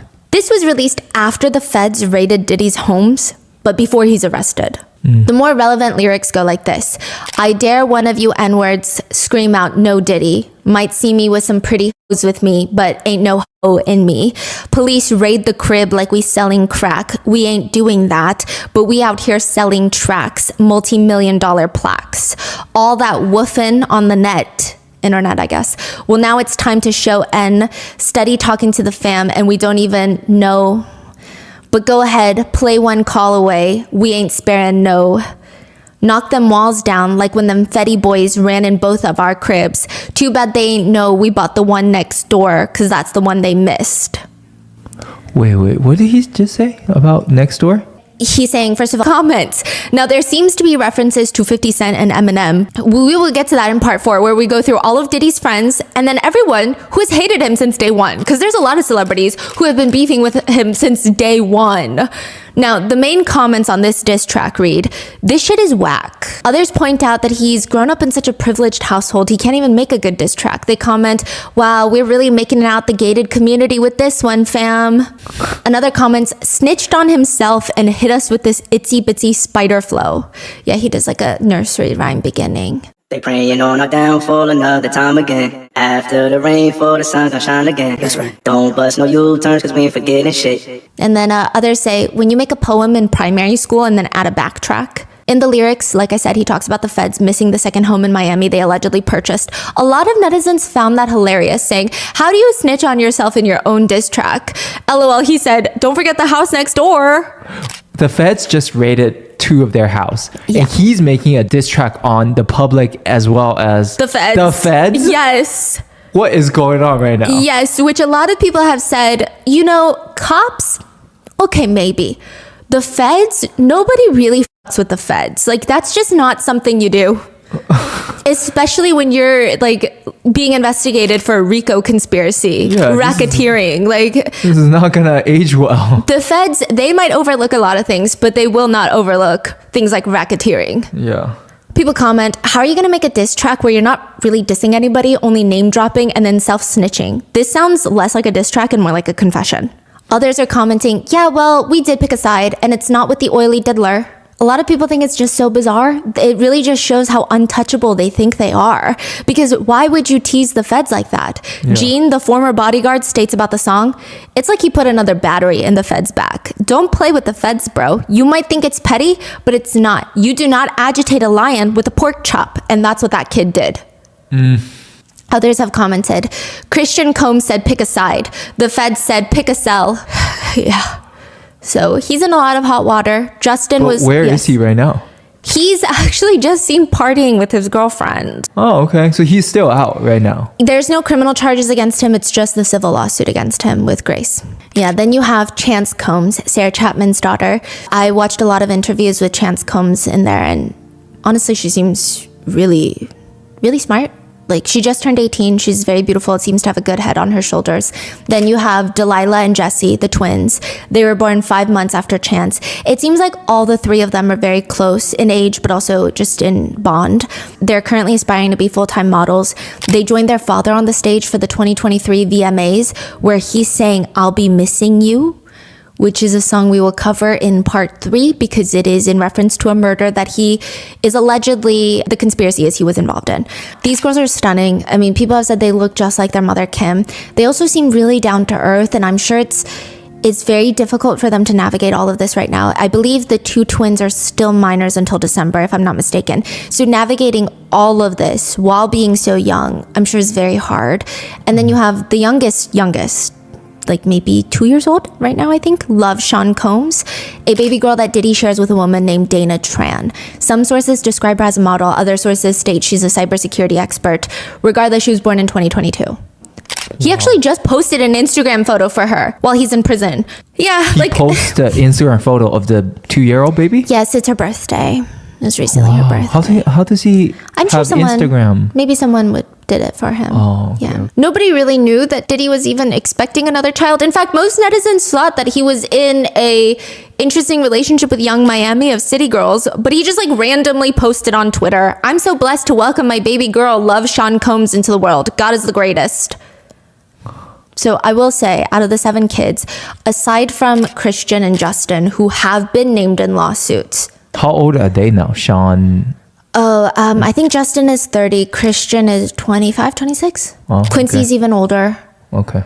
And then Chance just turned 18, if I'm not mistaken. Okay. Yeah, so particularly with the girls and the youngest kids, there's rightfully a lot of sympathy out there for them from the public, because likely they don't know what's going on behind closed doors. And if anything, I'm sure even a little bit of that controlling behavior from Diddy was in his parenting. It couldn't have been easy just growing up with the media, the press, and it's definitely not easy for them now with, unfortunately, the whole situation. And I don't know how good of a father Diddy was. They state that he was a very good father, but Diddy once told a reporter, somebody gave me multiple choices early on. Have a smooth working relationship, have a personal life, or be in the music industry. I chose be in the music industry. He also told another Vibe reporter once, anything I've wanted, I can say I've gotten it. Diddy was born in Harlem. His father was allegedly an associate of a legendary heroin kingpin, Frank Lucas. He was unfortunately murdered in the 70s, which means Diddy and his mom, they're left to fend for themselves. And Diddy says in an interview, he remembers waking up in Harlem one day. There were just so many roaches on my face. And I was like, no, I'm not going to do that. I'm going to get out of here. I'm going to be somebody. He later states in another interview, there was 15 roaches on his face, to which he says, people was like, how do you know it's 15? I was like, if you have 15 roaches on your face, you would know it was around 15 roaches on your face. He says, my first job was a paper boy. I was a bus boy. They wouldn't even let me be a waiter. Do you know what I'm saying? I wanted to be a waiter so bad, but I just always had that hustle. Even being a paper boy, he said he's not going to do it like everybody else. He states that when you're a paper boy, you get your predetermined route. You make about $1 per paper you deliver, but because you only get a certain number of houses in your route, you're capped out. But Diddy thought, what if I'm not capped out? He goes, reaches out to all the paper boys in the neighboring areas. I have a proposal. You let me deliver your papers for you. You do nothing, and we split the profits. Sure, you could make $1 a paper and you're working all day, or you could make 50 cents a paper and do nothing. He said even though his dad was murdered when he was a toddler, quote, even if we don't know our parents, we still have their DNA in us. We have their genes. I have his hustler's mentality, his hustler spirit, his drive, his determination, his swag. He starts off and he later tells Forbes, I ain't fooling around. I'm building assets. He says, I had to go in knowing I'm going to be the greatest. I still have to say that to myself, and I have to believe that at the end of the day, I'm going to be the greatest. At first, I was shy. Then one day I realized that shy shit isn't going to get me anywhere in this life right here. In this world, sometimes people say I'm cocky and arrogant, but that's what comes with it. He also talks about obstacles and how he loves challenges. He says, it's like this mountain is 3 times bigger in front of us. It's got a volcano coming down, rocks, avalanches, and you're like, yo, do you want to climb this mountain? Or do you just want to go find shelter and ride this thing out and just die? And he loves money. Maybe he gets it from his dad, but he loves money and he's skilled at making it. He was estimated to be worth close to $1 billion. His estimated earnings in 2023 alone are ballparked to be around $90 million, making him Forbes' number 14 highest paid entertainer after Jay-Z, Kanye West, the creators of South Park, Dwayne "The Rock" Johnson, and Reese Witherspoon. What? How? Like, where's the money coming from? He had a tequila line that he got a big payout for as well. Yes. I see. Now, just to give you context on how much $90 million is, that's about $250,000 a day. He's also very skilled at enjoying his money. He owns that private jet that cost him $60 million, a real estate portfolio nearing $100 million. He owns... Right. So he has a $60 million private jet, right? Last time you say the jet disappeared from the navigation system, right? The tracking, yes. Like... Oh, it was recently spotted in New Zealand. People saw a picture of it because it's matte black and it's, yeah. Oh, so what happened? He just removed it from the system? Yes, and his lawyers are telling the judges that he's willing to sell his private jet to show the judge that he's not at flight risk. So please give him bail. The judge said no. He owns a massive painting that he bought at auction for $21 million. It's an original Kerry James Marshall. It's incredibly beautiful. He owns original Andy Warhol's, Keith Haring's. There was one time he was being interviewed talking about how excited he is about being a father, and Kim was pregnant with twins. Conan O'Brien was like, are you registered with Kids R Us? To which Diddy looks slightly offended and tells him he's registered at Mercedes, which is likely a joke, but still very extravagant nonetheless. He had a famous butler once who would walk around just holding a sunbrella over his head. His name was Farnsworth Bentley. Yeah, he would just walk around with the sunbrella. And recently, prior to his arrest, Diddy just announced that he purchased 2 of the largest cannabis companies in the country for nearly $200 million, making him the owner of the largest black-owned cannabis company in the US. Wow. I don't know what's going to happen to that now. But he would also say things like, I don't want to make the most money. I want to be known for giving the most money away. I feel like I've heard that a few times. SBF. Oh, yeah. Which he's sharing, is that true? Sharing the sale with? Yeah, sharing the same unit with Diddy. The crypto fraud of FTX crypto, yeah. He's in the same detention center in Brooklyn. And they actually share the same attorney, which we will cover in part 4. Maybe they're best buds. He said in a previous interview, I'm the one driving around in the Rolls Royce with this hat turned, going down 5th Avenue with the music booming in the back, walking into Gucci, shutting down the store, buying everything at the motherfucking same time, driving up to Harlem and giving out $100 bills to homeless people. I'm not gonna lie to you, I had a taste of wealth and I was gonna do anything I could to protect that. I just remember these days of roaches crawling on me, and it's just like, I need to focus on this money right now because nobody else has the opportunity that I have. Which again, not a controversial statement, but a source close to Diddy, almost alluding to that, says that to Diddy, it's not even just about money. It's about power. And ultimately it appears that Diddy wants power. They say this about him. There's a certain narcissism and attitude of objectifying not just women, but all people, and wanting to be with other men who enjoy moving people around like chess pieces.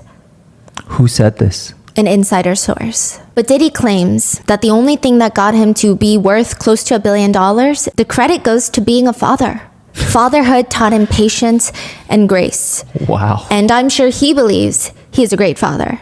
Which is why his son, Christian Combs, is getting sued by Grace, the yacht stewardess who claims she was essayed by Christian Combs while working on the Victorious yacht December of 2022. Grace was 25 at the time, he was 24 at the time, and honestly, her lawyer had it out for Christian. They write it in the lawsuit. Defendant Christian Combs is a 25-year-old auto-tuned and heavily edited rapper. Unfortunately, as the saying has it, the apple does not fall far from the tree. Defendant C. Combs, Christian Combs, who has seemingly taken after his father and the family business of reckless partying, drugging others, sexual violence, and other illegal conduct. She alleges, paraphrasing here, but like the lot of the whole family were weird. The lawsuit alleges a constant rotation of suspected sex workers and A-list celebrities were rotating on the yacht. Staff were often treated with disrespect. It created an extremely hazardous environment. Also in the lawsuit, there's this really weird part where Grace alleges in the lawsuit that she was tending to the yacht, and I guess the family, they were all playing a game. I don't know who was present during this game, but it seems that Diddy and his mom, Janice, were present, Janice Combs. And I don't know if Diddy was dared, but somehow the conversation in the game leads to him taking off his pants so that his private parts are exposed, and he's sitting right next to his mom, and he does it. Which is definitely strange. Side note, a lot of people think his relationship with his mom is strange. A new clip has surfaced where Diddy is with his mom and they're both hooked up on IVs, which Cassie has included in her lawsuit that after freak-offs, they would need to get IVs the next day from all the drug usage. I'm just saying that's a parallel. It's been alleged by Cassie that, and these could be completely different things. Not everyone who gets IVs do freak-offs. So in the video, he introduces his mom and kisses her on the lips, which is inherently not sexual, I guess. It depends on each person's boundaries. It's just weird. He also apparently brags about his mom and taking his mom to strip clubs, so there's that. Gene, the former bodyguard, says the two of them have a fascinating relationship. He brings up an allegation that has been circulating recently that Diddy's mother owned a modeling agency when he was younger. So after his father was killed, they needed to make money, so she opens up a modeling agency, but the allegation is that perhaps during the day it's a modeling agency, perhaps at night it's work. Some further allegations allege that she was running a full-on brothel out of their home when Diddy was a kid. Gene, the former bodyguard, just brings up what he claims he saw and what he thought was strange about Diddy and his mom's relationship. One, he claims Diddy would describe his mother in odd, potentially sexual ways, bragging about how she can stand up and bend over and put her palms on the ground. But it was, I guess, in a sexual context. It was weird. What? Allegedly. 2, they would kiss on the lips, which is evidenced by the live stream. 3, he alleges his mom would wear the same white nail polish that Cassie alleged Diddy would like to see during freak-offs. Which, side note, if you listen to part 1 of this 4-part series, you know that another alleged girlfriend of Diddy's went on a podcast to allege that she was abused by him. She also had on white nail polish. Some people have pointed to the fact that Young Miami of City Girls, when she was dating Diddy, had white nail polish on. Gene continues to allege, what's crazy to me is that him and his mother had this, I don't want to get too deep, man, this Oedipus complex thing.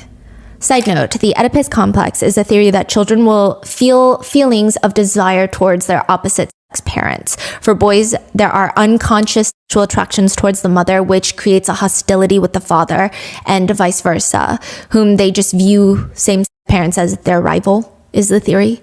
Gene continues, I'm looking at him and his mother on the couch. Both of them are getting IVs after one of Diddy's parties, allegedly, because I wasn't there. I wouldn't know. My whole thing about this thing is, I'm not saying she was ever at a freak-off or she was ever at that type of party, but you can't tell me Miss Janice Combs, who is always at the regular parties, didn't know nothing about the freak-off parties. That's what Gene says. Gene says he's not saying anything because he doesn't know. He didn't see anything. But he does seem to have a complicated relationship with his mom if Gene's stories are true. But he also says that he's very aggressive towards his mom. Sometimes he allegedly heard Diddy just snap at his mom. Didn't I tell you to stay out my motherfucking business? Going off on her, allegedly. But I digress. Grace alleges in her lawsuit that one night Christian Combs came via tender. So tender is a small boat that takes people from the boat to the land, from the main yacht to the land, and back and forth, like a little water taxi. He comes middle of the night. She's on the night shift. So there's only like 2 people working the whole boat at night because most people are asleep. Yeah. He seemed already high from narcotics and alcohol. She claimed that he was ordering her to pour him shots while he was playing Me and You by Cassie. Yes, by Cassie Ventura. This is in 2022. This song would have been over a decade old. And this is his dad's ex-girlfriend. Wow. And they had broken up by this point, yeah. So anyway, that night, Grace alleges she noticed Christian being more attentive to her, which she didn't like. It didn't feel appropriate. And he keeps insisting that she take a shot with him, which is not the most uncommon thing. Although she didn't want to, she thought, well, if I just take one shot, he's going to let me go back and let me do my damn job. But no, she takes the shot and he keeps asking her to sit beside him, help keep him company, which of course is not in her job description, nor does she want to. She remains polite and insists on leaving, but he's getting more aggressive, grabbing her arm violently, insisting more shots, more shots. This is nighttime. She barely has any crew members. She can't find help right now. And she's starting to feel the effects of this one shot. She thought it was spiked. The situation escalates. Grace alleges Christian starts touching her on her private areas over her clothes and tries kissing her on the neck and face, and everyone starts blurring around her. She feels drugged.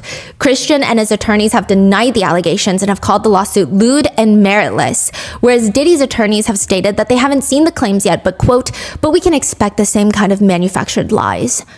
But a lot of netizens are having a hard time believing that when there is an alleged audio clip transcribed into the lawsuit. So I'm assuming her attorneys have the actual audio that has not been released to the public, but it's been transcribed into the lawsuit. The audio clip was recorded by Rodney Jones, a producer, Lil Rod, that was record everything for the creative process, but also potentially for a Hulu show. Like a camera and everything, tape rolling type of thing? Just on his phone. Okay. Because I guess they could include it into shows or into music videos. Okay. There's an audio recording of the alleged essay. Christian is telling Grace, yo, it's shot o'clock. Are you talking about this is happening at night? The first night that he came on? Yeah. And Little Raw was recording? There's an audio recording. I don't know if he was in the room, but he has the recording. And I guess he gave it to Grace later. Oh, like he had cameras and stuff set up that's recording? Whoa. Now, Lil Rod will sue Diddy as well, which we'll get into right after this. Yeah, and Christian says, yo, it's shot o'clock. Grace responds, I'm not doing shots, Christian. Everybody, we got to take a shot. I'll just put the ledge. No, take the whole thing. No, you take it as well. Christian tells her, no, take the whole thing. Grace keeps saying, I'll take the whole shot if you take it as well. So it's likely she said this because she thought it was spiked at this point. So it's like, you take the shot from the same bottle then. Yeah. And he said, I ain't gonna lie, I'm not taking nothing. Please, take the shot. And she asks, are you drugging me? That is terrifying. Yeah. And he responds, take the shot. Hey, yo, play another beat one time. So I guess maybe Lil Rod is in the room. Someone's in the room and they start playing Me and You in the background by Cassie. Grace tells him, I can't. I'm swapping out. I can't do it. I'm sorry, darling. Nah, we need you. I'm going to stop. I have to go. Honestly, I'm already losing sleep. I have to go now. You're the best one on the ship, though. What do you mean? Who's going to replace you? Who's going to replace me? Which sounds like a threat of firing her, if I'm not mistaken. Or it could be who's going to replace her tonight. I don't know, but that's what the transcript shows. Grace continues, excuse me, you don't touch my legs like that. I'll move my legs where I want to. If you want to do this, then I will. You don't touch my legs like that. Later, Grace states again, well, you can take your hand off my ass for the first thing. Wow. This part wasn't recorded, but she recalls later that night, Christian kept asking her to find him a place to sleep, which there were no more spare staterooms and cabins, and he refused to go back to shore because I think him and Justin had their own place on shore. So she leads him to the cinema because sometimes people would crash there. So she leads him there and sets up a spot for him to sleep, which is her job. And he allegedly blocks her from exiting. She states he became aggressive and started cornering her, groping her. She was pushing him back. He took off his clothes and revealed his private parts while allegedly forcing her to try and get her to go down, pushing her head down. She fought him off and finally runs out of the cinema, and immediately the next morning she complained to the yacht's captain. But the captain did not care. What's wilder is Grace alleges that Diddy's employees, his chief of staff, who is right now being compared to Ghislaine Maxwell. Who's chief of staff? Diddy's chief of staff, like his right-hand woman, is being compared to Ghislaine Maxwell, which we did cover the Epstein case, by the way. She found out about it, allegedly told Diddy, and instead of Diddy being a good father like he claims to be, and set the record straight, go to the police, figure it out, discipline Christian, turn him in, whatever it needs, he just pays off the captain to keep him quiet and not corroborate Grace's story, if you will, and eventually she was terminated by that captain.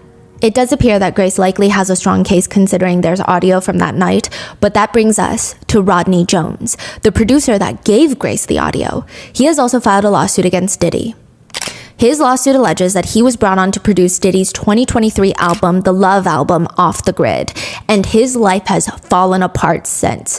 For over a year, he worked to help produce 9 songs on Diddy's album. He states that Diddy always wanted him around to record everything in case he has a spark of creative genius, I guess. I've been working on an album, the Love Album, Off the Grid by Diddy, and it's Grammy nominated right now as we speak. I should be celebrating, but the truth is I'm not. Taking this album on has required so much time. Diddy will request certain works to be done and tell us don't go to sleep until it's done, and the truth is we'll be up for days. He would live with Diddy for months, spending holidays with him, leaving his family to work on this. And he claims because of Diddy's insistence of having everything recorded, he now has hundreds of hours of Diddy's footage and audio recordings. And many of those allegedly depict them engaging in seriously illegal activity, which, I mean, the feds are going to have a field day with those files if he really does have those files. But that's so fascinating. Why would Diddy want him to do that? Maybe his head's getting way too big. I think so.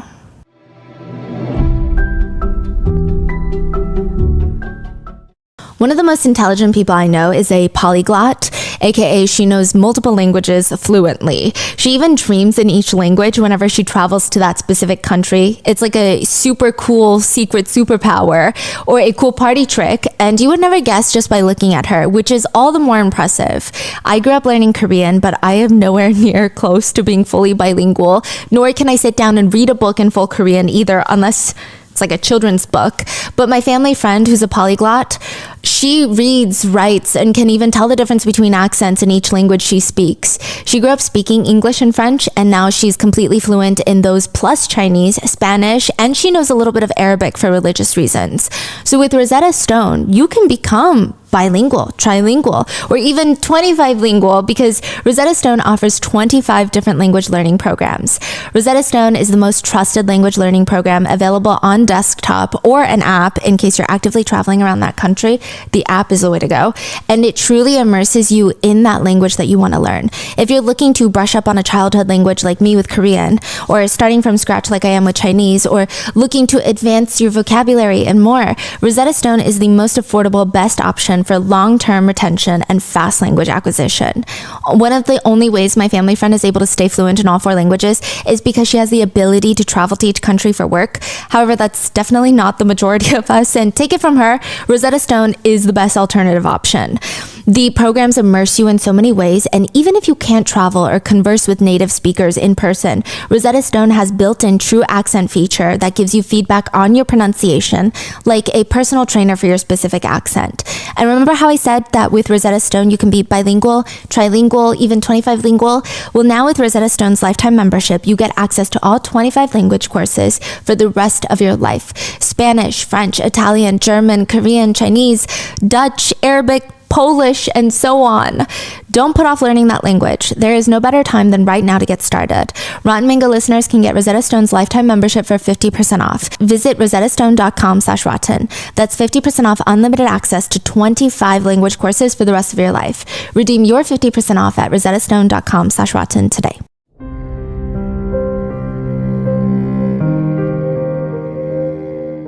It's almost the holiday season, and one of the most fulfilling gifts we've ever given was with the help of Shopify.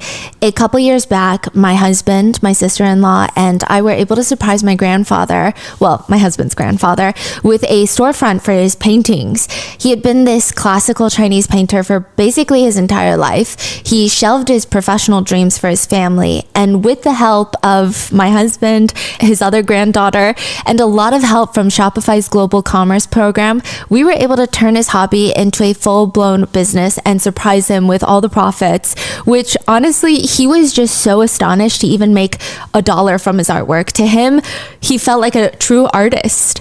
It was a fulfillment of a lifelong dream, and ends because Shopify powers 10% of all e-commerce in the US, and they are the global force behind Allbirds, Rothy's, Brooklinen, and millions of other entrepreneurs of every size across 175 countries. Because Shopify helps you sell everywhere, turning browsers into buyers with the internet's best converting checkout, 36% better on average compared to other leading e-commerce platforms. From their all-in-one e-commerce platform to their in-person POS system, wherever and whatever you're selling, Shopify and their new AI-powered All-Star Shopify Magic have got you covered. Their award-winning help is here to support your success every step of the way, because businesses that grow with Shopify. Sign up for a $1 per month trial period at shopify.com/rotten, all lowercase. Go to shopify.com/rotten now to grow your business no matter what stage you're in. Shopify.com/rotten.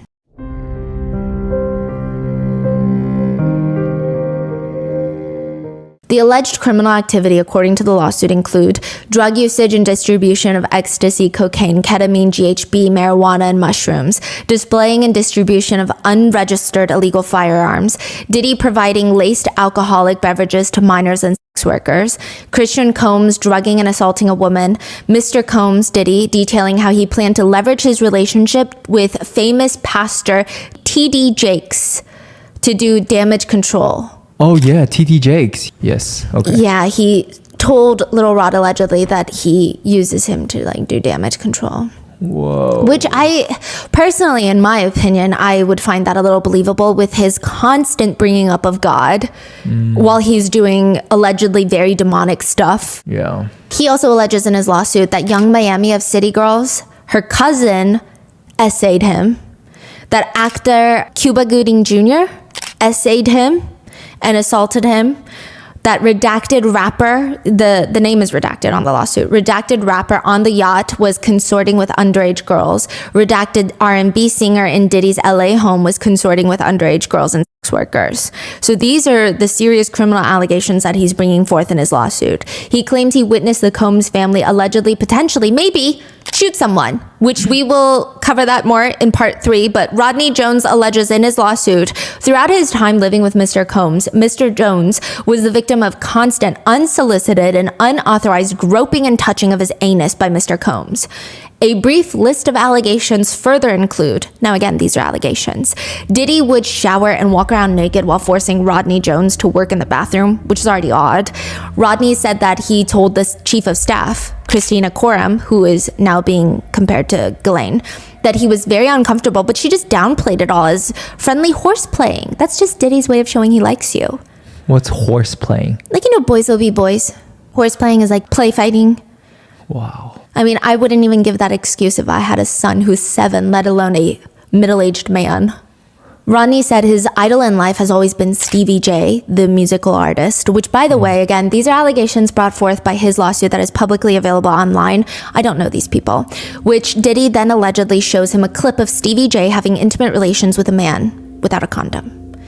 There are screenshots included in the lawsuit. Of the video? Yeah. Whoa. I don't know. Look, it's in the lawsuit. Rodney says Diddy was trying to use this as a way to get him to do what he wanted to do, which was sexual activities with other men. According to him, Diddy said, "This is normal practice in the industry. Look, even Stevie J is doing it." He states that Diddy promised him to win a Grammy for Producer of the Year if he engaged in gay intimate relations. Another allegation is that during Thanksgiving 2022, Young Miami of City Girls, her cousin was present at Diddy's gathering, and he alleges while he was using the restroom, her cousin just burst in through the room, to the bathroom and starts groping him. He believes Diddy sent her to do this. She begins performing oral on him, where he alleges he pushes her off and exits the bathroom, but she's not done. He goes out to the main area where everybody else is. There's staff, there's Diddy, there's allegedly Young Miami there, and she just starts undressing, attempting to straddle him in front of everybody. He states once again he pushed her off. He further alleges that he was forced to solicit sex workers and perform sex acts to pleasure Diddy. It's unclear if it's the same setup of a freak-off, but it sounds kind of like it. He once states that he woke up dizzy and confused. He was naked, looked around, and he was in bed with 2 sex workers and Mr. Combs. It's unclear what happened that night. Rodney Jones alleges that once Diddy allegedly threatened cannibalism on him, ? The lawsuit reads, Mr. Combs would switch up his approach. He would go from promising Mr. Jones the world to threatening Mr. Jones with physical harm. Mr. Combs threatened to eat Mr. Jones' face and informed Mr. Jones that he is willing to kill his own mother, Janice Combs, if he must in order to get what he wants, so he wouldn't think twice to harm Mr. Jones. The lawsuit states that at parties, Justin, the eldest biological son that he has with Misa Hilton, and Sean would have minors under the age of 16 present. He alleges Diddy would force them to all drink the De Leon tequila, which he believed to be laced with ecstasy. The presence of underage women allegedly made him very uncomfortable. So he has all the recordings. Yes, I don't know if all of these instances were recorded. However, I will say, believe all victims, but in the court of law, there are some cases that are inevitably going to be stronger because there's a lot of evidence that comes with it. His lawsuit has lots of pictures. So I'm leaning towards the belief that he does have a lot of footage. And I'm leaning towards the belief that he is working with the feds. Now, some people actually speculate that Cassie's lawsuit was not the one that kickstarted the Fed investigation. It was his. That maybe he had started working with the feds, filed his own lawsuit, and the feds publicly started getting involved. When was his lawsuit filed? A few months after Cassie's. He brings up more of like the RICO conspiracies, the racketeering, which the feds take very seriously. Whereas for Cassie's, I think it's more focused on the sex trafficking. Yeah, which obviously sex trafficking is more serious, but America. The presence of the underage woman made Mr. Jones very uncomfortable. He attempted to leave, but Diddy went as far as stealing his car keys to prevent him from leaving. He was forced to take shots, and he woke up naked with a sex worker next to him. Now, side note, he alleges that Justin Combs would partake in those freak-offs. He has also included pictures of Diddy kissing who he claims are underage women at his party. I say alleged, the picture is there, but it's unclear if they're underage. The lawsuit continues. It is no secret that Mr. Combs had specific bottles of alcohol designated for females and other bottles designated for his staff, his artists, and himself. This fact was detailed by former artists and bodyguards of Mr. Combs. Mr. Combs would even have sets of Moet champagne bottles for his artists and a set for women. He also alleges that Diddy's chief of staff instructed employees to lace liquor bottles with ecstasy and other illicit drugs, and all the staff would have to walk around with pink cocaine, which is a mixture of ecstasy and cocaine, in their pockets because Diddy would freak out if he didn't have pink cocaine within arm's reach at all times. That's what he alleges. He also likens the chief of staff, Christina, as Ghislaine Maxwell in his lawsuit. He claims Mr. Combs possesses compromising footage of every person that has attended his freak-off parties and his house parties. Due to his treasure trove of evidence he has in his possession, Mr. Combs believes that he is above the law and untouchable. Like I said in the lawsuit, there were those photos of Stevie J, but do that with what you will. I don't know. It's very unclear what he's doing in the screenshots. He's shirtless. It's unclear if you can even say definitively if it's him, but that would be a crazy accusation to make if you didn't believe that to be 100% true. Like speaking from Rodney Jones's fact. Because even including that, he must believe it's 100% true or it is true. Because think about the repercussions. Rodney Jones also alleges that Mr. Jones was forced to watch as Mr. Combs displayed his guns and bragged about getting away with shooting people. He also shared that he was the one responsible for the shooting in the nightclub in New York City with rapper Shine, the one with J-Lo.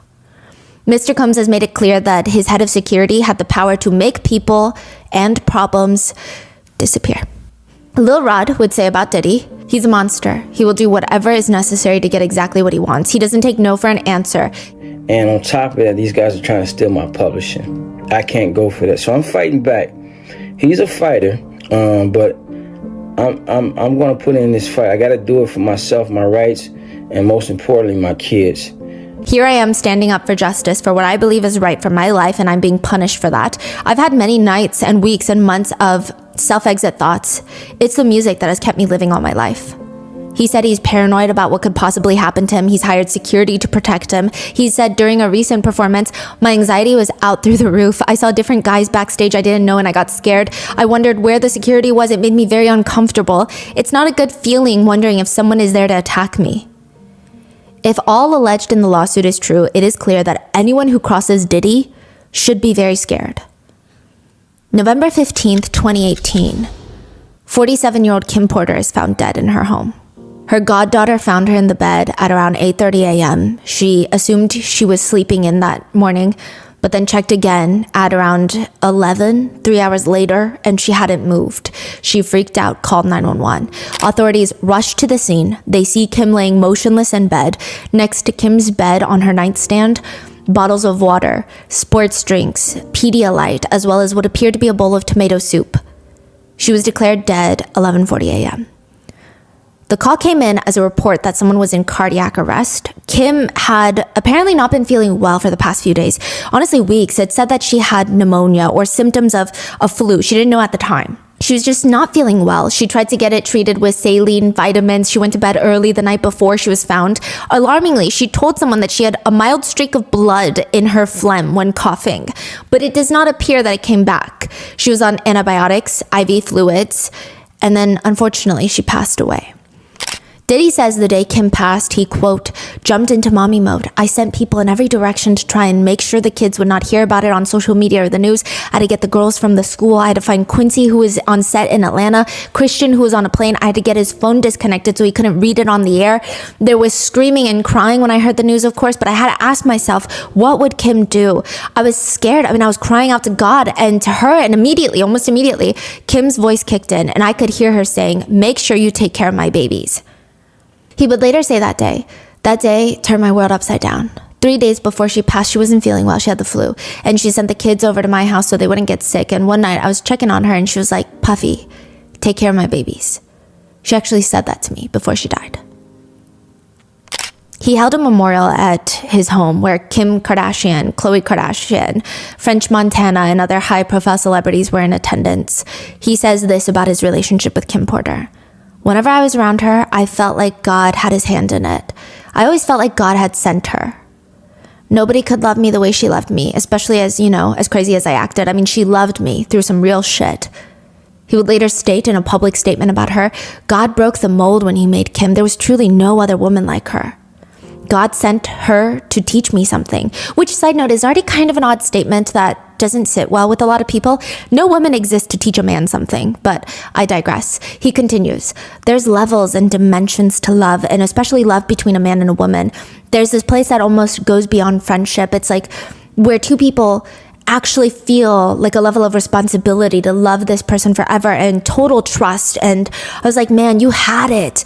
I'm not saying I would do anything differently, God willing. I just wish I had more time, I look at my life as I got a second chance. I'm on my second mountain. At her funeral, he would say, some people in your life, it's going to be irreplaceable. Kim, we're going to miss you so much, but I'm not going to miss you too much because I'm not going to let your voice inside me stop talking. I know you like to talk to me a lot once you get on those rants, and I just want you to know that I'm going to be listening. What is Kim's official cause of death? Her cause of death is considered natural. Yeah, what? We'll get to it. So he does all these tributes to Kim, and this is going to be kind of strange when you listen to the next part of this series because he does a lot of tributes to a lot of people who pass, which I guess is normal if you're an artist, but still. He would even dedicate a track named after her on his new album that was released in 2023, the Love album, where he says this, it's like I'm going through a midlife crisis, being a single father raising 3 teenage girls, but it's love and nothing else. I truly feel like this is God's way of making me into the best human I can become, and it's life-changing. I always said that I couldn't make a hit record unless my heart is broken. It's just like a vulnerable state that you're in. When I lost Kim, it broke my heart forever. A close friend of his said about Diddy's tribute to Kim, after Kim, he was trying to find purpose, and nothing feeds his soul like music. He also says about therapy probably likely really saved my brain, because when you have a genius brain, it's also a crazy brain. Of course, there are questions of how someone just passes away like that, seemingly out of nowhere. She was healthy, suddenly caught pneumonia, which if you have pre-existing conditions, if you are of older age, if you have low immunity, if you have other health complications, pneumonia could be fatal, but it's not considered this deadly thing. So it's just not as many people pass away from pneumonia is Like it's treatable, right? yes, is the netizen sentiment. And again, I'm not saying nobody has fatal or life-altering consequences from pneumonia, but it's just not typically known to be this very terrifying fatal condition. It was later determined that Kim Porter had died from lobar pneumonia. The manner of death listed on her autopsy is natural. Detectives told the media that police do not suspect foul play. In addition, Diddy has been extremely cooperative. Some netizens were agreeing with this sentiment, pointing out how prior to her death, she seemed like she was in a good place with Diddy. In honor of his 49th birthday, which was a week before her death, she posted on Instagram, "Happy birthday, Diddy. On this day, a genius was born. May you continue to be the driving force of energy that God created you to be. Thank you for giving me the best gifts of life, our children." But a lot of others don't think that she died of a natural death. But who are we? We're just people on the internet. Some have stated, you know what else gives you pneumonia? This is a recent conspiracy lately. Accidentally inhaling baby oil.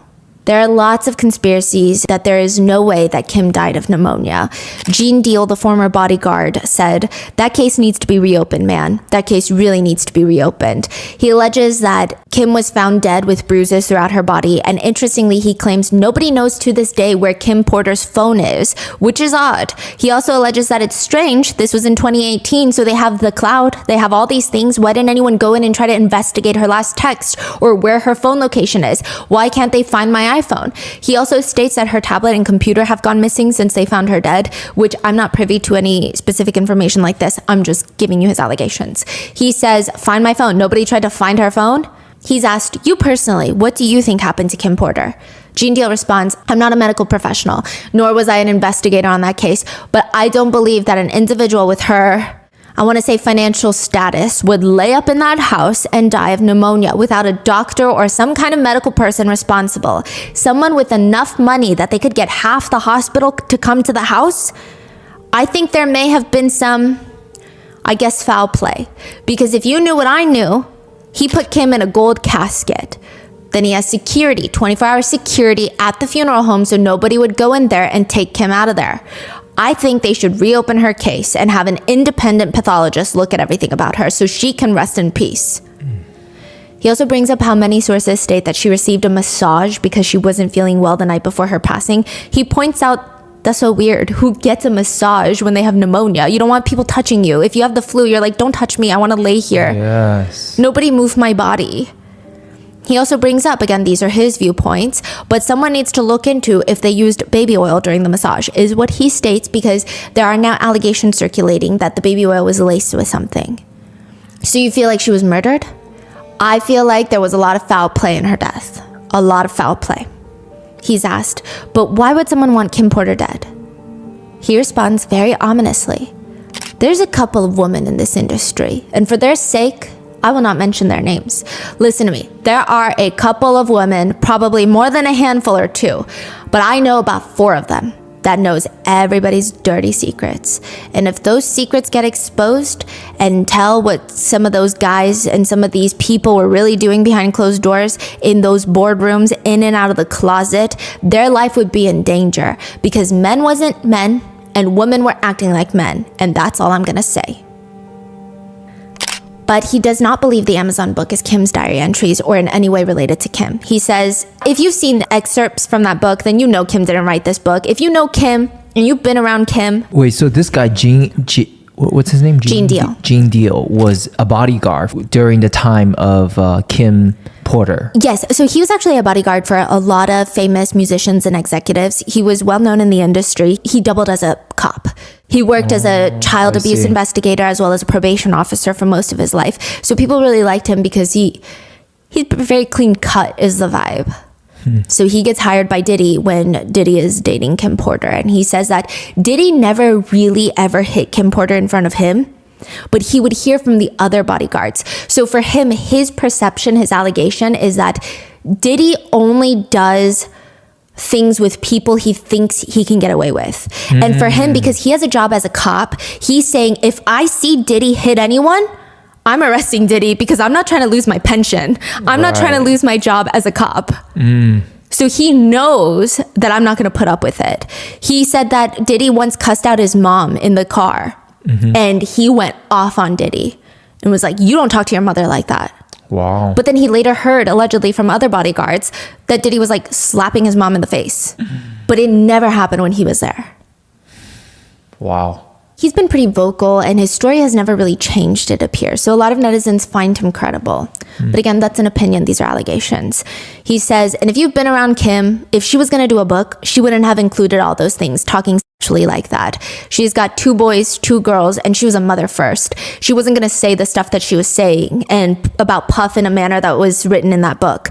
It seems to me that whoever wrote the book was really out to get Diddy and did it in whatever means possible, but disrespecting Kim and who she was as a mother, I don't think that's right. I think she deserves better.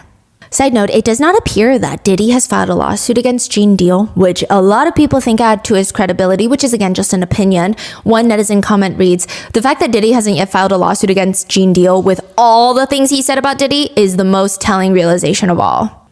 Some people now believe that Kim Porter's death needs to be reinvestigated, but they also believe that she's the one that wrote that memoir on Amazon. Again, I can't dictate what others believe. I'm just telling you what's out there. Some believe that that memoir is real. They point to an interview that was done in 2012, so 6 years before her death, where in the interview, Kim talks about wanting to write a book.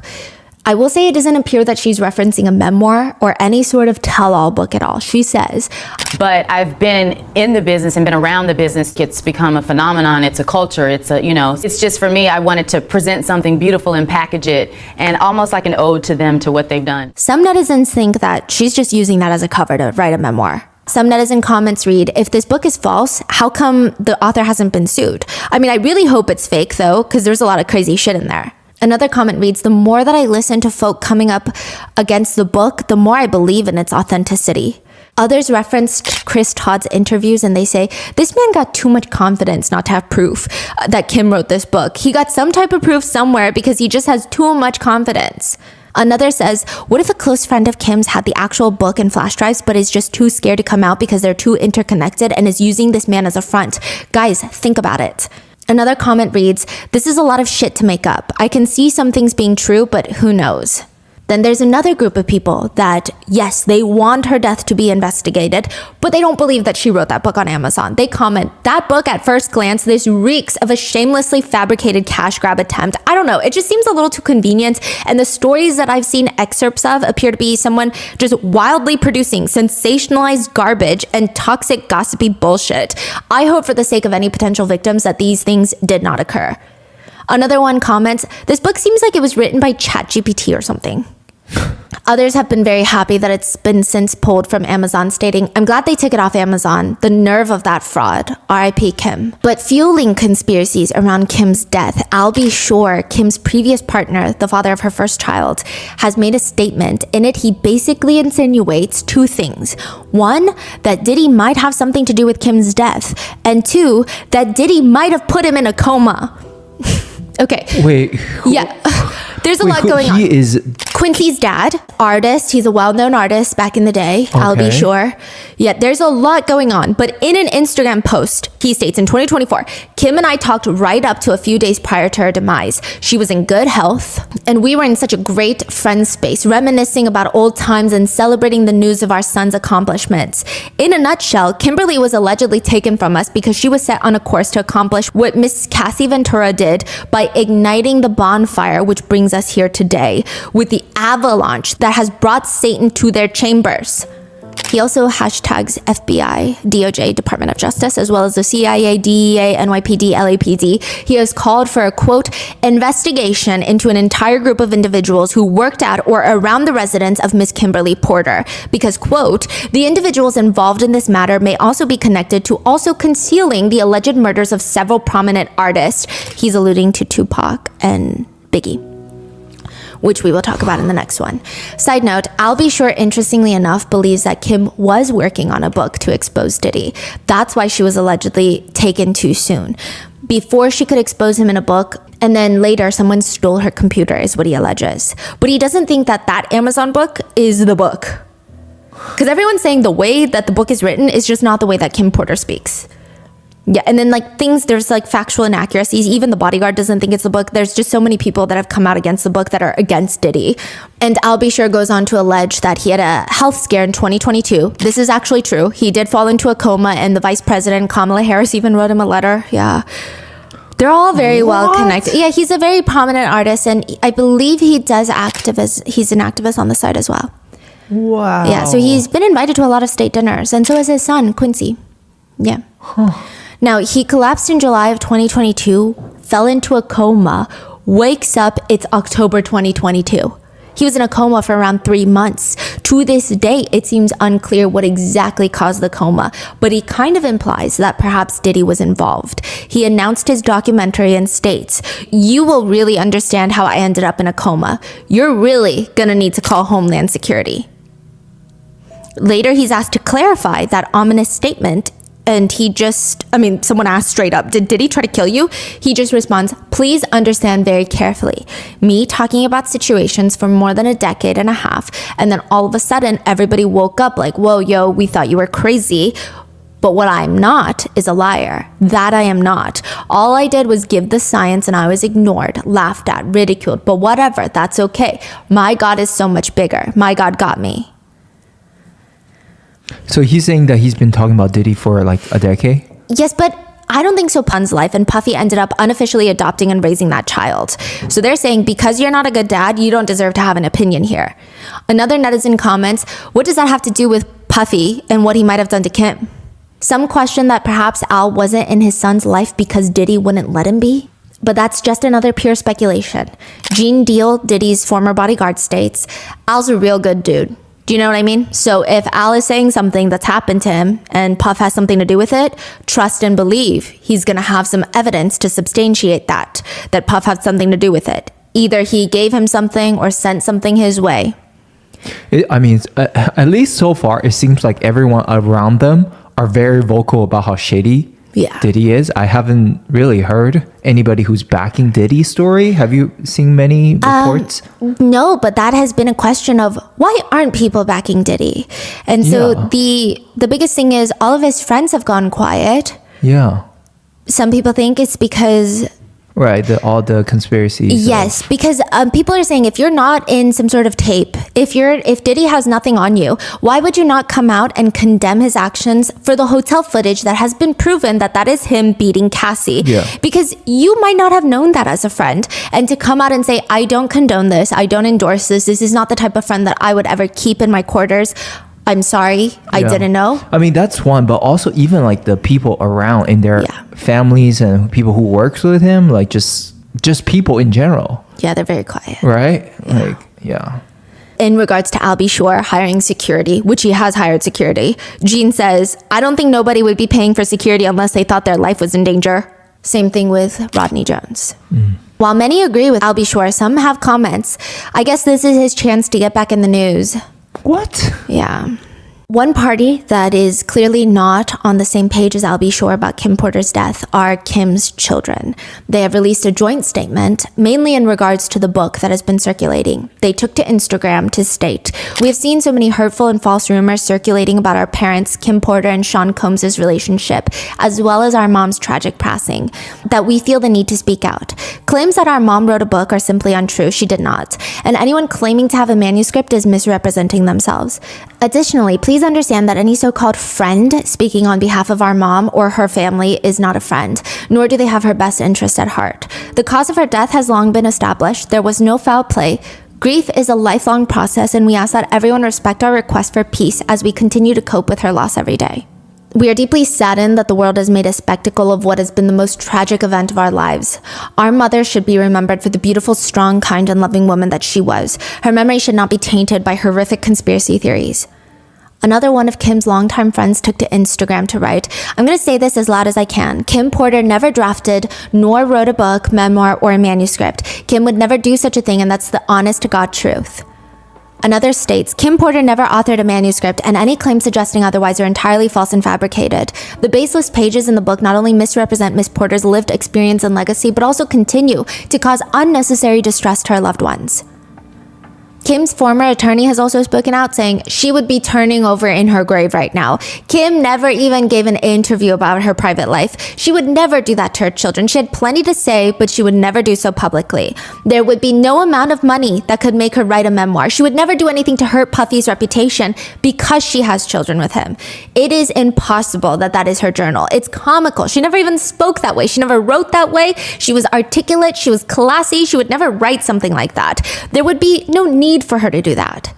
She also states, I guarantee she was not part of those freak-offs. I think she would have cut off his penis if he ever proposed that to her, which kind of goes against what others have stated, but it's up for you to decide what you believe, right? One netizen comments read, 2 things can be true at the same time. There can be legitimate questions about Kim's death, and also her children can be upset about the tabloid media and weirdos on the internet making a spectacle about those legitimate questions. It's a terrible situation. They have my sympathies. So as I was researching, there's a lot of AI generated videos that have been going around about this case. It's not even just people asking for an investigation into her death and talking about the allegations that have been brought forth about Diddy's alleged behavior towards Kim Porter and how that could have contributed to her passing in 2018. But just like straight crazy rumors. Like she was, I can't even repeat them. They're just so bad. I see. Yeah. Okay. Another reads, I feel for the kids, but Kim's death should absolutely be looked at differently in hindsight. Diddy is a long-standing Hollywood conspiracy that has pieces falling into place left and right. There's going to be an intense amount of speculation because, to be honest, there has always been. We just have some proof lining up now. But another commentator writes, leave this alone, leave the kids alone, make him be resting in peace. Another reads, these poor kids are losing everything. Let them grieve their mother in peace while the rest of the world is watching their father's downfall. Even if 2 of these kids aren't underage, they still deserve some privacy and respect. Another reads, goddamn, I'm so tired of the conspiracy-addicted dipshits who think they are the world's greatest detectives. Half the people in this thread need to get off the fucking phone, man. Now, I will say that a lot of these comments, people are defending the kids, and I think a lot of the times everyone is mainly defending the girls, the twins. And when they are defending Christian, a lot of them don't know that he has a lawsuit against him. So there's more discourse once you read more replies of them being like, oh, I didn't even know that he was part of it, because they were writing about him in a way that he is purely innocent. And he is innocent until proven guilty, but just letting you know, there is a lawsuit against him. But others are angry, commenting, we are talking about a man who is accused of multiple murders, rapes, and domestic violence and other atrocities, but speculating about the suspicious death of the mother of his children is where we cross the line. Kim Porter's father has made an interesting statement to Daily Mail. He says, when I saw the video of what he did to Cassie, I was disgusted. I don't really have much to say beyond that. Everyone's innocent until proven guilty, I guess, but the truth will come out. He never states that he wants another look into the death of his daughter, but he does state that the previous investigation was, quote, a load of crap. Another family member of Kim states, I remember Kim as a little girl. She was just the sweetest little girl. And I remember how she grew up to be so beautiful and talented. But I saw the change in her when we visited her out in California when she was with him. She changed. Something wasn't right. Now, I feel in my spirit that he's guilty, but justice will have to take its course. If she was my daughter, I would be demanding that the investigation be reopened.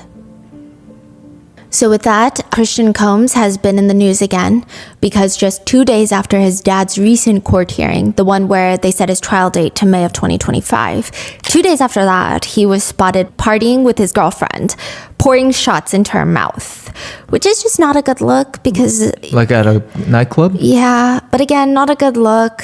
It's a little odd. Some people are defending Christian Combs, saying, y'all need to stop it with judging this family for real. Y'all have convicted the whole family over hearsay. And once again, when you read more replies, you'll notice that people are reminding everyone Christian Combs has also been named in a civil lawsuit. Other comments read, let him live as he's already lost his mother. I did the same thing at that age. Everybody deals with family crisis differently. Others comment, what do you expect from him to do? Cry in his room?